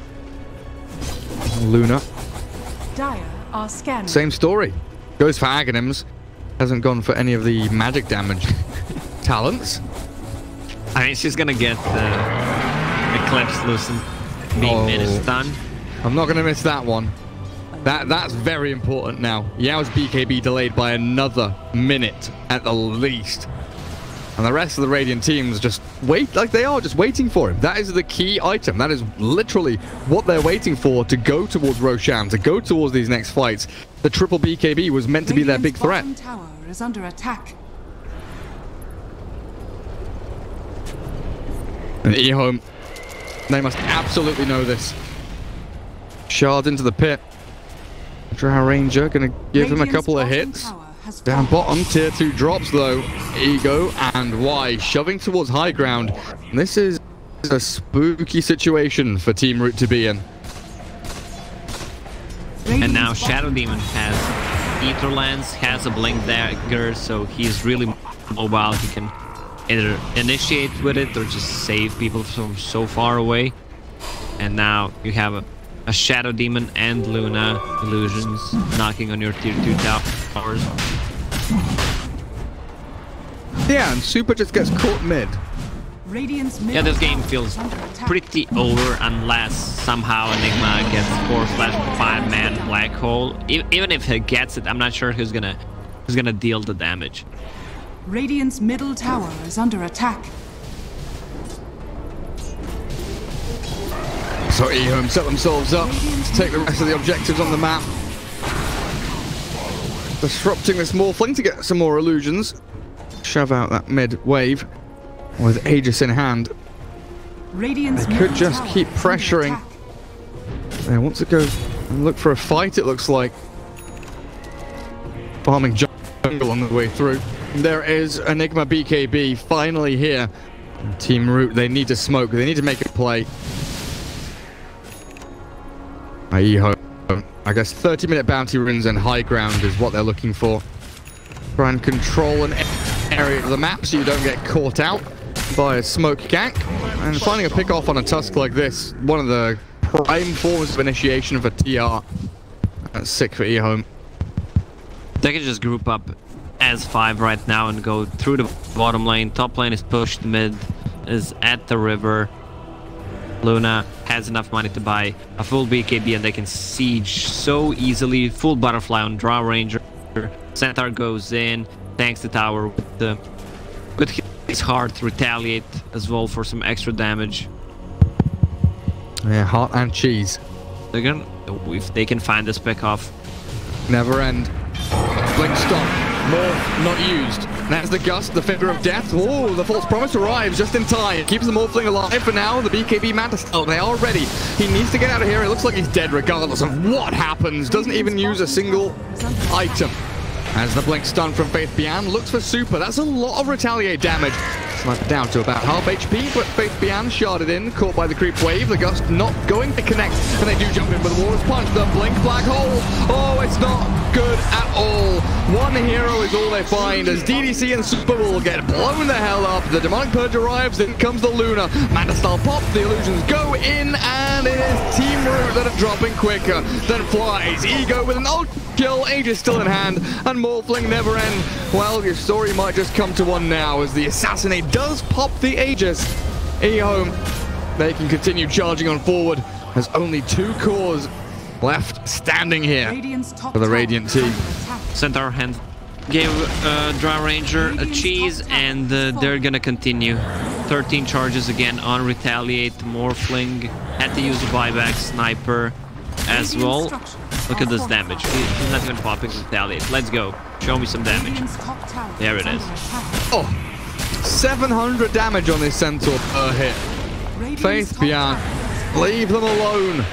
Morphling getting chunked away out there by the glaives, the lucent beams, and the lane of barracks falls as Ehome claim their first big objective in the series. Align with that Blink Ether Lens. 4 stacks up on Finger of Death bonus damage now, so an additional 200 on top of the, call it 800 or so, so up to about 1,000 damage pre-reduction. I don't know if you noticed, Gary, but the game just ended. Oh, I didn't see it. I was wondering, why the hell did he just Finger of Death the creep and then, oh, they called GG. So yeah, TR was put.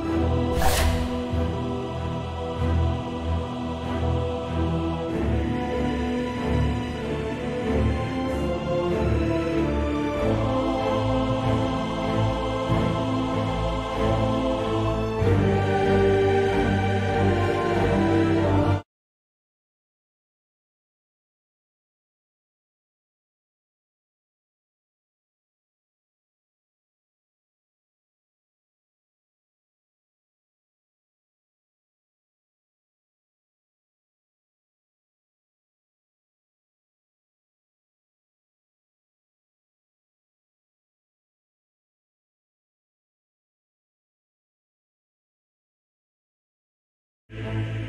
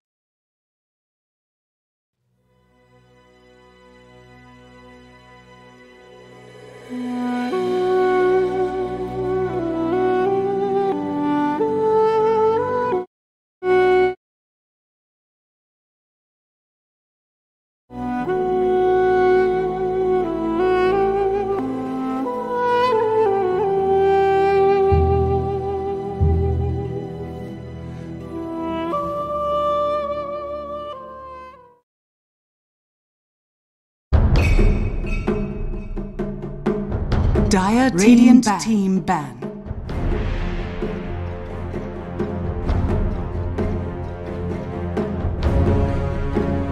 Dire team ban. Radiant team ban. Dire team ban.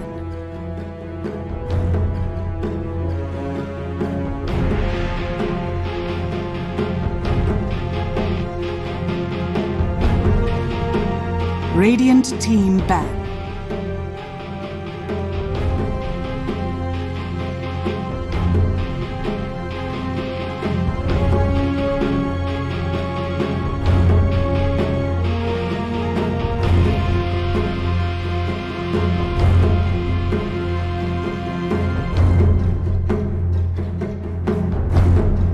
Seconds remaining.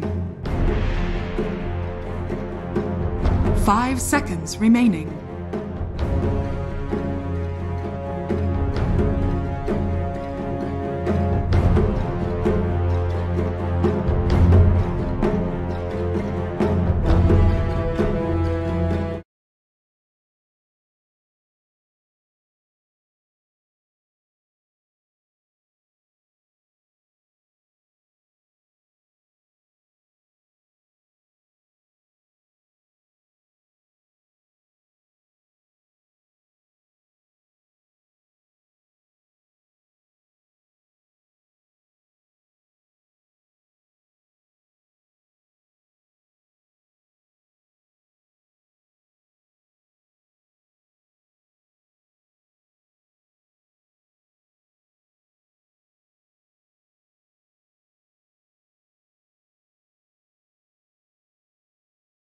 Radiant team pick.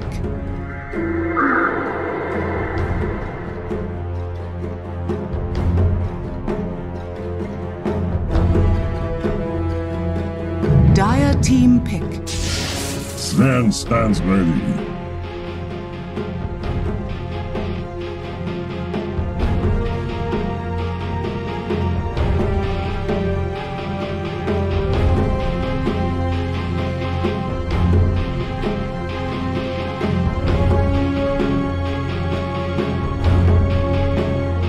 Seconds remaining. Dire team ban.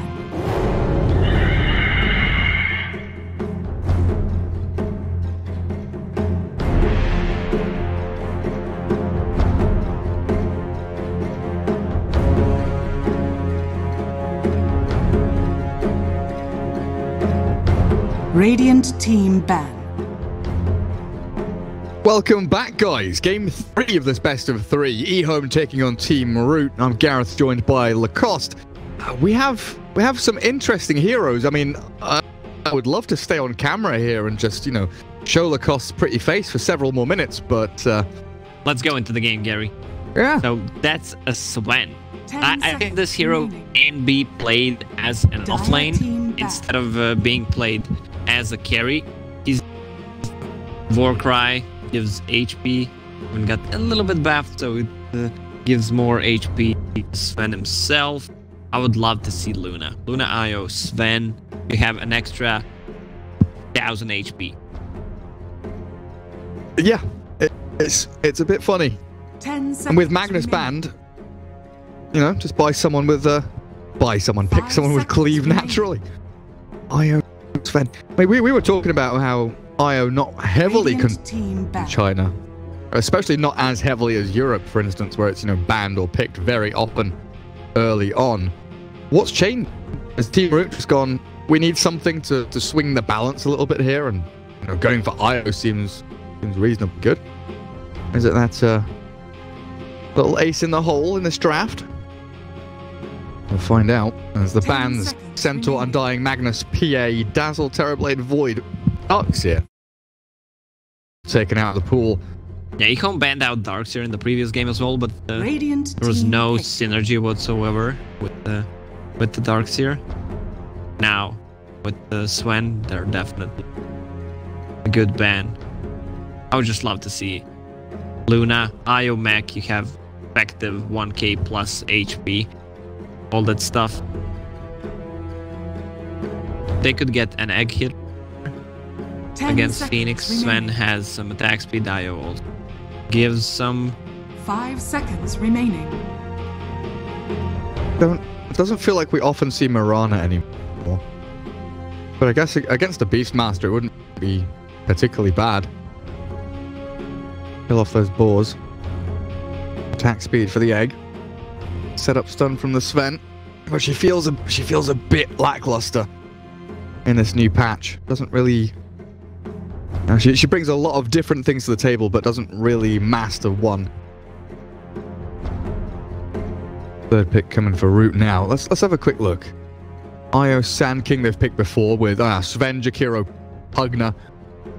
Io Sven, Darkseer, Spirit Breaker was another combo they had, so that Darkseer ban seems pretty pointed towards this draft. And Death Prophet, another hero that they do like picking up. Now with a Sven and an Io, you've got a couple of ways to save her and keep that exorcism going. Fifth ban Thinker says we want to group up. We don't want to someone have one hero to delay our whole push. I wouldn't mind if they pick Pugna here. But then Egg could be a problem, especially if Ehome gets a hero that can defend Egg. Dire team pick. Silencer. Silencer. Not a big fan of IO Silencer as two supports. Yeah, I mean, my next question to you was going to be like, this group up as 5 thing, you know, Io Shadow Shaman kind of came to my mind. And then I had that thought of Io Shadow Shaman as a support duo. You kind of feel like you want one of those Tusk or, you know, Earth Spirit kind of heroes to get in on top of Phoenix and Beastmaster. 5 seconds Silencer remaining. definitely doesn't do that. So now you're... They lack control. That's the Radiant problem team pick. with IO and the Silencer. Dire And team pick. I guess the reason why they picked Silencer is to counter the Phoenix at the laning stage. It gives them fight potential. They can also use the relocate and pop the global, and then there's the Sand King. He could set things up. It's the stun from a centaur, reload into global. Epicenter and Stormhammer. 10 seconds remaining. So they do have a couple of stuns there from their 2 cores that they've picked up so far. 5 seconds The remaining. Sand King is going to be their offlaner, which means very likely Sven moves into that position 1, leaving their mid laner as their last pick. Ehome with a double pick now, though. Pick into ban into pick. Tusk, Phoenix, Beastmaster, not really giving away anything just yet. They're very open in their draft so far. Team Root needs tower damage. They want to play this pretty quickly, so I would say get a Dragonite, Pugna, maybe even a Death Radiant Prophet. You team mentioned back. that they play it. Drow Ranger. Another Drow Ranger. We have to ban Dusa now as Team Root. None of these heroes benefit from Draw Aura, besides herself. Phoenix, not that great of a hero, but the Medusa ban would be really good. Yeah, there's very little Root can do against the Medusa in this game. 10 seconds remaining. He's very good, just being that tanky frontliner, mid laner. 5 seconds remaining. That reset tool with Stone Gaze is pretty handy with things like Supernova. The Team Root very likely going to take that one out of the pool. So other options for Ehome here to go with the Drow, with that attack Dire speed aura. team ban. Oh, they banned the Lone Druid. Okay. So if Ehome do pick Medusa here, what's Root's answer to it? They could get the anti-mage. It's a free anti-mage game, so Ehome, if they want to pick Medusa, they should ban it out. Like, there's no spell they can use against anti-mage that's super 10 effective seconds besides Gust. Beastmaster, he can just dodge it with the spell shield easily. Remaining. Yeah. Dire team pick. Radiant They team. banned the Pugner. That was the one that we were expecting. They go for the OD. So they don't pick the Medusa themselves. OD there, potentially going to be able to save with the Astral. Only one from the stuns. They've got the double layer save with the Tusk as well. Still a little bit awkward moving into Silencer with that global in terms of actually utilizing your abilities 10 seconds in the remaining. team fights. I guess OD is a 5 pretty seconds decent remaining. block pick in terms of team route if they wanted to pick Medusa. Choose The your OD hero. pretty much removes that option. And team route answer with a sniper again for Super in that mid lane. Yeah, it's an old kind of a classic counter to an OD because you outrange him. So, and they played sniper in the previous game. They don't have that many gap closers in this game. They have a Phoenix, and that's sniper is an egg hitter. That kind of fits the profile. He just needs. I think he needs different item build than what he had in the previous game. Yes, that's always fine if you siege and you have this huge advantage, but then they just turn the whole fight around with 2 good fight Ehome.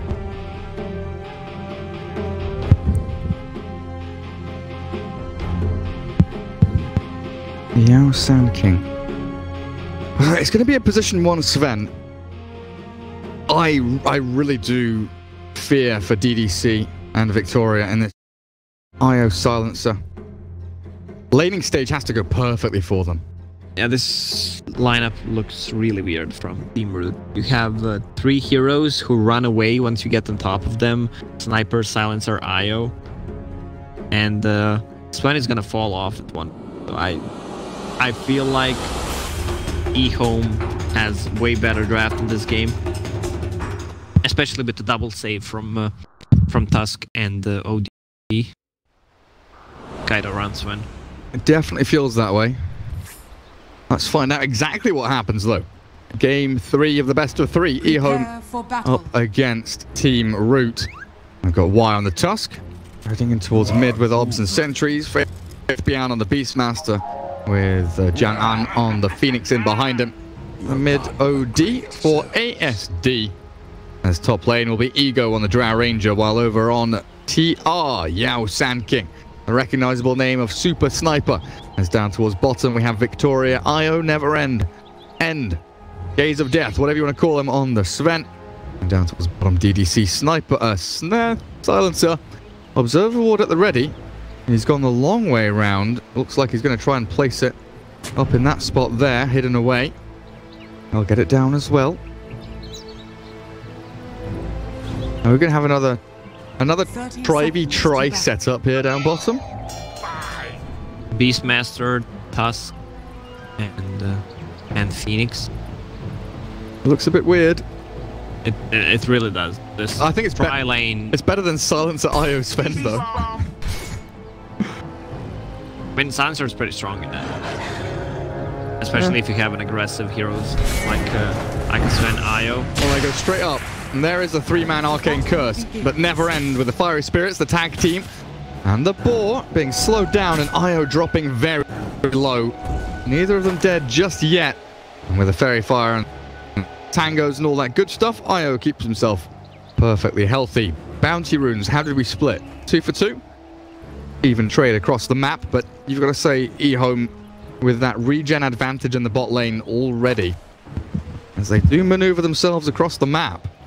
Tri-lane sticks around bottom for the Radiant. They've got a dual lane top because Y has moved up. Tusk against the Sand King, leaving Drow Ranger to farm freely. And look at why he has 2 sentries, not 1, because you need to counter him if an offlaner buys his own sentry. Tag team plus frost arrows. Yao with level 1 Burrow Strike gets down to the low ground. Will salve up, but that's him out of the lane for a good 30 seconds. Ego has full control over wave and lane equilibrium, and Y is continuing to chase Yao. Tag team's going, bit of extra damage punching into the Sand King. Awkward for Yao. He's looking to drag this wave back, it feels like. Nothing really else he can do apart from just wave drag and manipulate the creeps. Down towards bottom, we do have a stun landing onto Phoenix, and the first blood is spilt by Sven. So the defensive try in bottom from Team Root finally kicking in. They're going for more as well. Beastmaster dived behind his own tier 1 tower. Faith Bian escapes for now with the salve, and they're blocked in Never End. The Phoenix has TP'd in to trap the Sven in, but they've cut through the trees in the back to allow an escape of the IO Sven. The Fire Spirits go to work. The damage not enough though. Through that tether heal. Sven continues being sustained. Interesting build on Beastmaster. He decided to go for Wild Axes. You don't have mana to cast all your spells, so you just want to have Boris, have the Hawk, and their Beast. Oh, you're gonna use one more Boar, and you're out of mana. Yeah, more often than not, we see 0-4-4 pretty much. Yeah. Exclusively on Beastmasters nowadays. So Yao has dragged wave across. Y contesting. As Sand King struggling to crack level 2. While Drow level 3 up top, dealing with a wave there, and bottom, IO kills off the Phoenix. Apparently with DDC helping out, they found the kill. Onto Jiang An as Faith Bian leaves that bottom lane. I just want to take a quick look into mid though. OD is 12-1 against Sniper's 7-1. And we've had a few changes, you know, with Sniper and OD over the years. Nothing drastic, really. It doesn't feel that would change this late matchup significantly. It depends how it goes in the first couple of waves. First 2 to 3 waves. Now OD has an extra null over Sniper, so he can last hit. Sniper has high ground vision, same goes for OD, so if he gets close, it's level 2 Astral, he can put him down, secure the last hits. But Sniper should definitely... What is OD doing? He's doing what you said, mate. He's doing what you said. Level 2 Astral. If he puts it down, he can get some process as well. That's not the first I've seen. That's the second time I've seen him do that, by the way. Literally running up the tower to get the Astral. Look at him. Not just little OD. They move in with the tag team and Super half HP. They do force ASD away. OD doesn't want to continue getting involved. And why? Feeding away here as they rotate EDC and Victoria to help out Super. So far, for Silencer, it's going well. He's sitting on 6 intelligence. OD managed to go back instantly and Task sacrificed himself. But this cripples Task a lot, considering that he goes for 1-1-1 build, so all his spells need a lot of mana. He can't afford to lose intelligence. He certainly cannot. And they come down for a tri lane bottom. Sven 1-2-1 as that value point in the Warcry. Is it still called Warcry? Yeah, thank God. I think that's the scariest thing for me is when spells change names for absolutely no reason. Yao up top. It's Struggle City for him. Sandstorm on cooldown and Drow Ranger just start pumping him with the frost arrows. So far it looks very even. Sven really the one big forerunner here in terms of CS, but you know, on average very tight between the two teams. And Drow Ranger's gonna be a monster in this game, but she's bringing 2 raid bands, full magic wand. She's level 5.5, 2 points in aura, which benefits OD a lot. Bottom lane doesn't benefit that much from it. Besides, Phoenix still not the best hero to have the draw aura. Time to Maelstrom on Phoenix. Value out of the attack speed. 18 bonus. Now.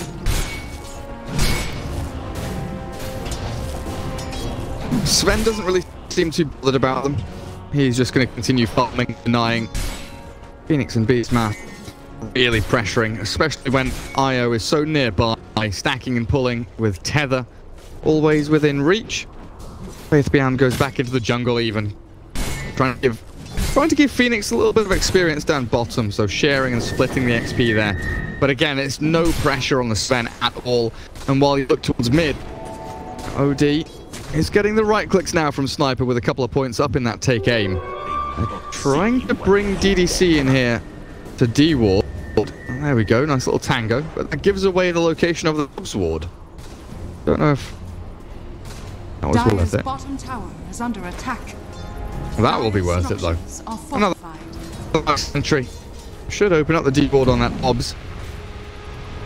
Oh, they're falling back to the jungle. Meanwhile, on the top lane, you can't stop his Sandstorm or with the Gust, but if he's sitting on the edge, you might get a kill if you try to push him out. Tusk has a Dust and a Sentry. Level 2 only though, no Snowball. Level 2, yeah, level 2 Burrow Strike. Yao might still die. Burrow through the Tusk. Shard's ready, and that's Yao trapped inside. Using that Burrow just a little too preemptively. Very likely he was dead regardless, though. Yeah, tries his best to get out of an awkward spot. But that's even the Drow Ranger top, who has not been stopped. 34 and 5 and he 1.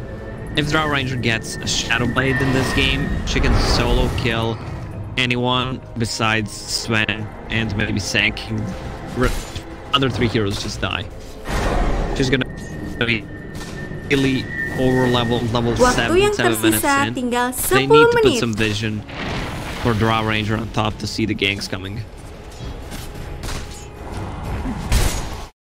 Very focused on bottom lane, so no one's going to move up and deal with the Drow just yet. Never end once this tier 1, as he tries to battle through the fiery spirits with his nice little map of madness he's purchased up for himself, and that God Strength whacking down the tier 1.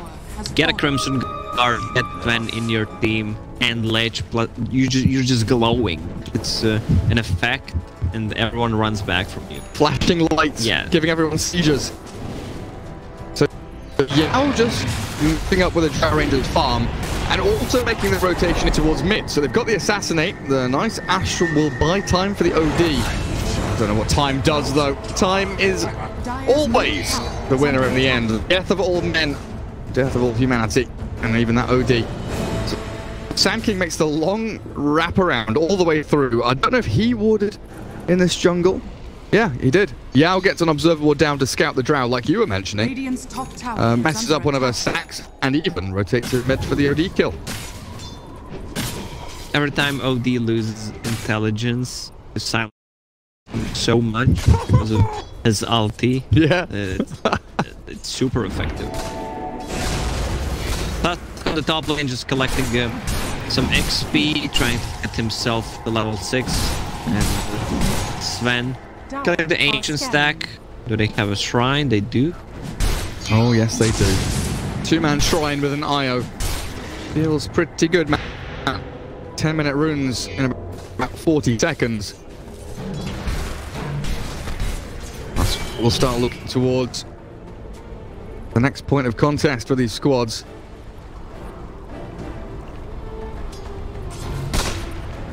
Yao down bottom.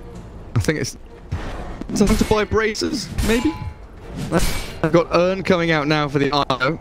It's like it's very close to completion, halfway towards the recipe as well. And they're smoking up as 2. Sand King IO going in together. Here's why. Tusk pops the smoke. Bounty runes, 5 seconds. Astral not going to be used. Yao, Burrow Strike with the Sandstorm. Gets the rune as well. ASD in trouble. Astral is ready, but again, cannot save himself, regardless of what happens. A nice double rune grab there for the Radiant. They've left a couple top to be taken up by DBC. Beastmaster's just junking for now.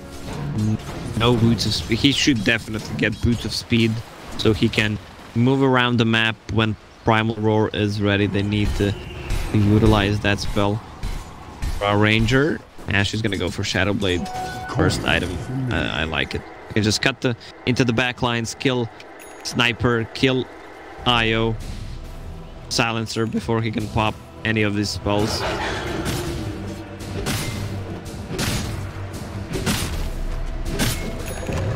Yeah. Yeah, I'm just looking at Faith Bian and I still can't wrap my head around it. I mean, it's fine if you rush a Necrobook, but you need to have speed. It's also the fact that he bought the recipe first. Like, it seems he feels it's pivotal he gets that Necro one going as fast as possible. I mean, I guess with tag team level 2... wait, no, it doesn't look like that. It only works on Tusk's Yes. units. Yeah, so what the hell am I talking about? Huh. That is quite strange. Well, we'll see what he gets up to. And they're building Midases. They want to drag this game. I like what Ehome is doing. They know that the lineup from TR is gonna fall off, so they're just trying to drag this game as much as possible. Have 2 GPM talents on supports. Not yet though, but we'll have. Well, OD's Midas is going to be delayed again. Found once more by Never End Sven. They've been making some sick rotations. They're going to try and relocate bottom now as well. Good Gust does catch them off guard. Never End has the stun though. Stormhammer from decent range. Relocate. 5 seconds, 4 seconds. They've got the damage. The Roar is there. They're going to take the Sven out of here. They are. Yao left high and dry and killed off. Just in time.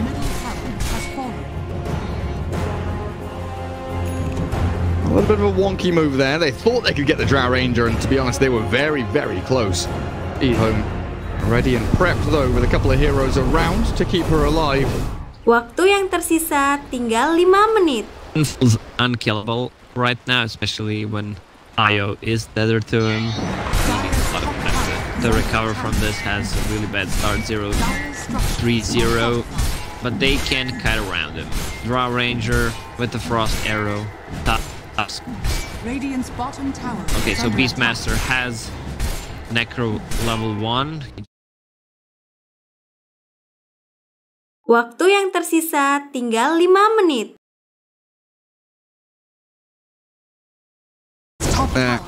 There we are. They've fallen. Let's see what Faith Beyond gets up to though. Because top lane 4 heroes from Team Root on that tier 2 as Yao defending down bottom. Sandstorm are going. Y has Dust. Opt it, gusts it, snowballs forward. Yao punched up into the air, but he burst strikes across into the trees. The dive over the top will scout him, and they will claim his life. They are trading out though. Tier 2 top dead, tier 1 bottom still alive. TR not going to come back and defend it though, giving it up for now. OD has phase boots. You don't need more attack speed on your heroes. Since you have Drow Ranger in your team, you just get power treads and more damage. Oh, Tranquil Boots is Tranquil Boots is also fine. I think that's been the main boots I've seen on ODs. I know 9 definitely goes Tranquils very often with the Yasha Kaya build as well. Radiant's bottom tower is under attack. He's attacking very quickly though, Lacoste. That's a good thing. Pump out that damage. With Blink nearly on Sven though, things are going to become very difficult for Ehome in the coming minutes. Nice little ward in the mid lane between tier 1 tier 2. Now not only watching for that tier 1 push that the Dire could maybe go for, but it's also a very nice smoke point for the Radiant to split into the jungle to go towards Roshan.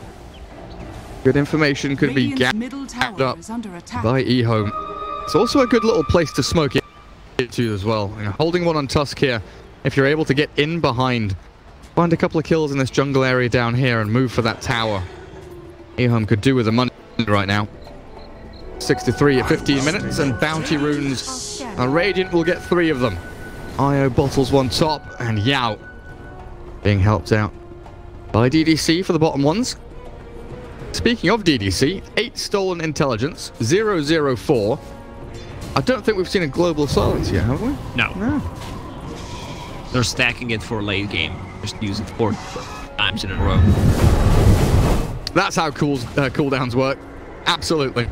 Tanking has enough gold to buy a Blink Dagger, then they can go for relocate to play. But the problem is that I mentioned for this kind of opening, Silencer IO, you can't start a fight. You have an offlaner who buys Blink Dagger, but it's a bit late. They can still make it instant smoke coming from DR. The Ehome does not want to fight. Ehome's way weaker right now. They have almost 10 Midas Phoenix, almost level 10 on him. OD also has his Midas, used it 1 or 2 times already, so they can feel that Ehome is weak right now and they want to force a fight. The vision from Ehome is very, very good though. It spots the smoke coming in. They know exactly what they need to do. Top lane shoved and tier 1 in trouble. But here comes the Epi. Blink, Burrow. Yao, he's missed on the Epi timing there a little bit. So they're going to have to go and do this the old-fashioned way with punches and little snips from the claws of Sand King. DDC still looking for this kill. Arcane Curse gets refreshed. TP, Supernova. He goes for it. Oh, can they punch him down? It's level 1. So they will actually... No, never mind. So, are you serious? He's out. What? And he buys his Midas back at home as well. And he has level 10, so that's a lot of time wasted. 2 Midases, they only need to get Tusk to level 10, and they're gonna outfarm them just by using Midases and having the passive DPMs.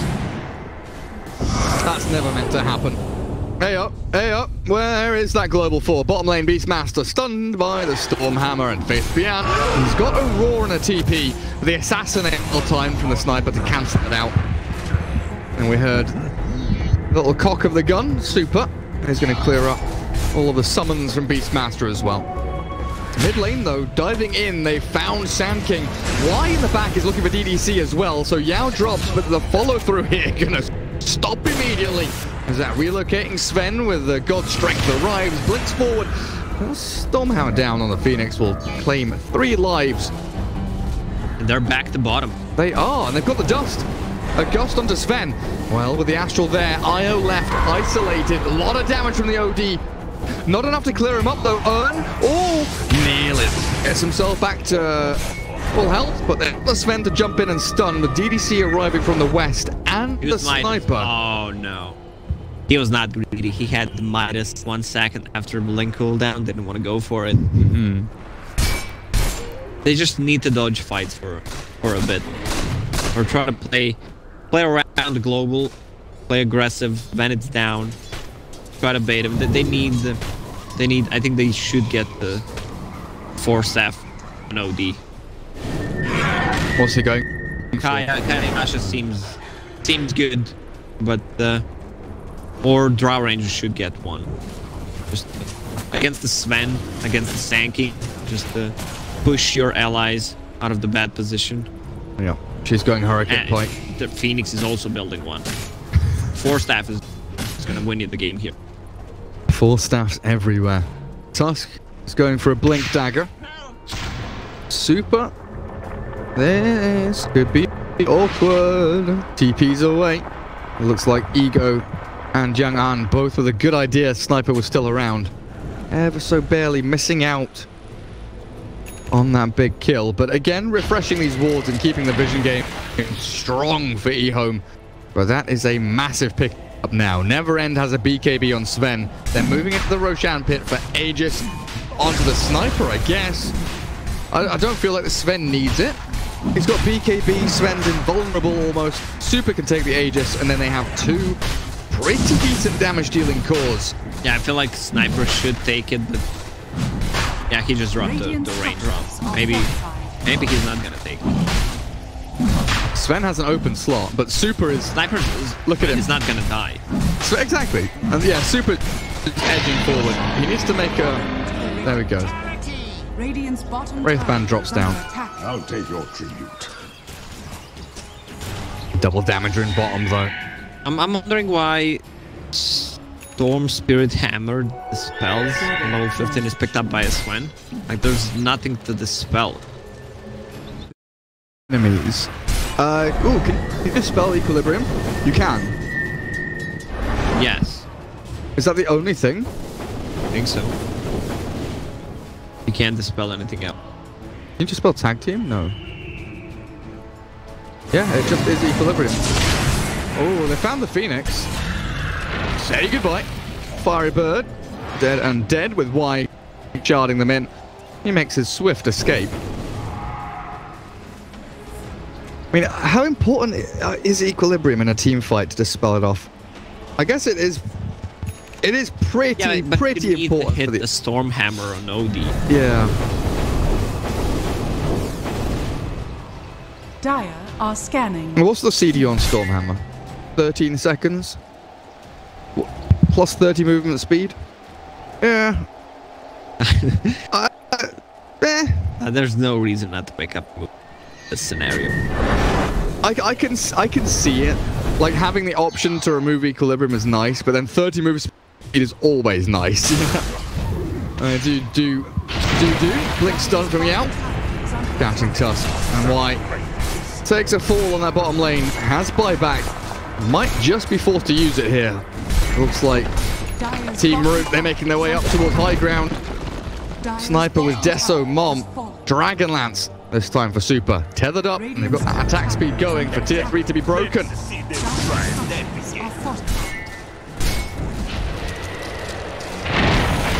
Tusk does buy back. Beastmaster split pushing. He has a catapult. And TR, they back up. Buy back from Tusk comes to nothing. High ground is held. Illusion! Beastmaster even going towards Boots of Travel. Necro 3 rush into Boots of Travel. Faith Beyond's like, screw this game, I am split pushing. Screw you guys, I'm not going home. We'll make a new home in the enemy base with Blackjack and Hook. Radiant's top tower is under attack. And Necrobook Warriors and Archers. Now tier 3 with no glyph. Not going to last too long. 4 minutes until the Dire have it back up, as they have just used it. And the tethered Sniper takes down the tower, even with a couple of heroes attempting the deny. Dire's bottom shrine. And in comes Sven. God Strength ready. Hyperstone in his inventory as well. Who does he blink stun? Who does he target? Super dodging away from Fiery Spirits for now as Beastmaster continues the split push up top. He's going to get counteracted here by the Sand King. Blinking, forcing, stunning, catching. They're going to relocate down here as well. They've gone a little bit deep as Yao unable to capitalize and catch Faith Beyond, but Neverend has the blink. He'll jump in and look for the kill. They'll take down Beastmaster slowly but surely. In the back, DDC falls, and there's the stun, catching Beastmaster again. The Astral, I don't know who's in there. It must be the little OD, ASD. In comes the BKB, and shuts him down. Second man. There's a Tusk to fall, and this Rax will finally die. 24 minutes in. Team Root take the first big objective. Radiant are scanning. What does Ehome do to stop this? 3 heroes dead with no buyback. Supernova, sure, it's ready. Drow Ranger, yep. Shadowblade, Hurricane Pike, but they cannot defend 2v5. We didn't see Supernova being used in a team fight. I think this is the only Supernova here that we saw. Dire's middle barracks. Yeah, I feel like you're right. It's been defensive Supernovas for the most part this entire game. And DDC gonna make the long walk back towards this Dire base as they've taken down 2 full lanes of barracks. Mega Creeps will not come through though, as the top lane defended by Ehome for now. Quite a while until Roshan's back up. It does mean that Aegis in about 10 seconds will disappear for the Sniper, but he's going to be able to mitigate that with a fresh BKB of his own now. Feels like DR could have done the same thing in the previous game with the Sniper. Just the siege, but their positioning was not that good. This time they picked up Aegis and had IO. I mean, the whole concept looks pretty same what they had in the previous game, but they're executing this way better, and that's a full AC on this one. Yeah, they're not taking anything for granted. They're very focused. I think, you know, like you're saying, in the previous game, they got a little bit ahead of themselves. They felt like they were winning. They felt like they had the draft advantage, which, you know, by all means, we probably both agreed with. They just misdirected themselves in a lot of these team fights, but we'll see exactly where they'll direct themselves now. Yao with the little sandstorm hiding away. Necro just died when he tried to roar it. He lost vision. I mean, maybe it's for the best. If he roared him there, they would throw up with the glow silence of the game. Beastmaster could have itemized differently. Evan's Halberd, one of the best items to pick up in this kind of a game against carry damage dealer. hero. There's the global. Two-man Stormhammer. Drow Ranger silence. Force staff. Double force staff to get her a little bit away. Assassinate still going to land as the OD comes in for the Eye. But the Gunner Cape is there, and Sven vanished, silenced as well. In the back, they find another kill. Super's picking them off one by one. Faith Bian and poor little Jang An. Dead and deader. GG's called and Ehome tap out. Some very swift games in his best of 3, ending up with a 2-1 victory. But yeah, Team Root built a nice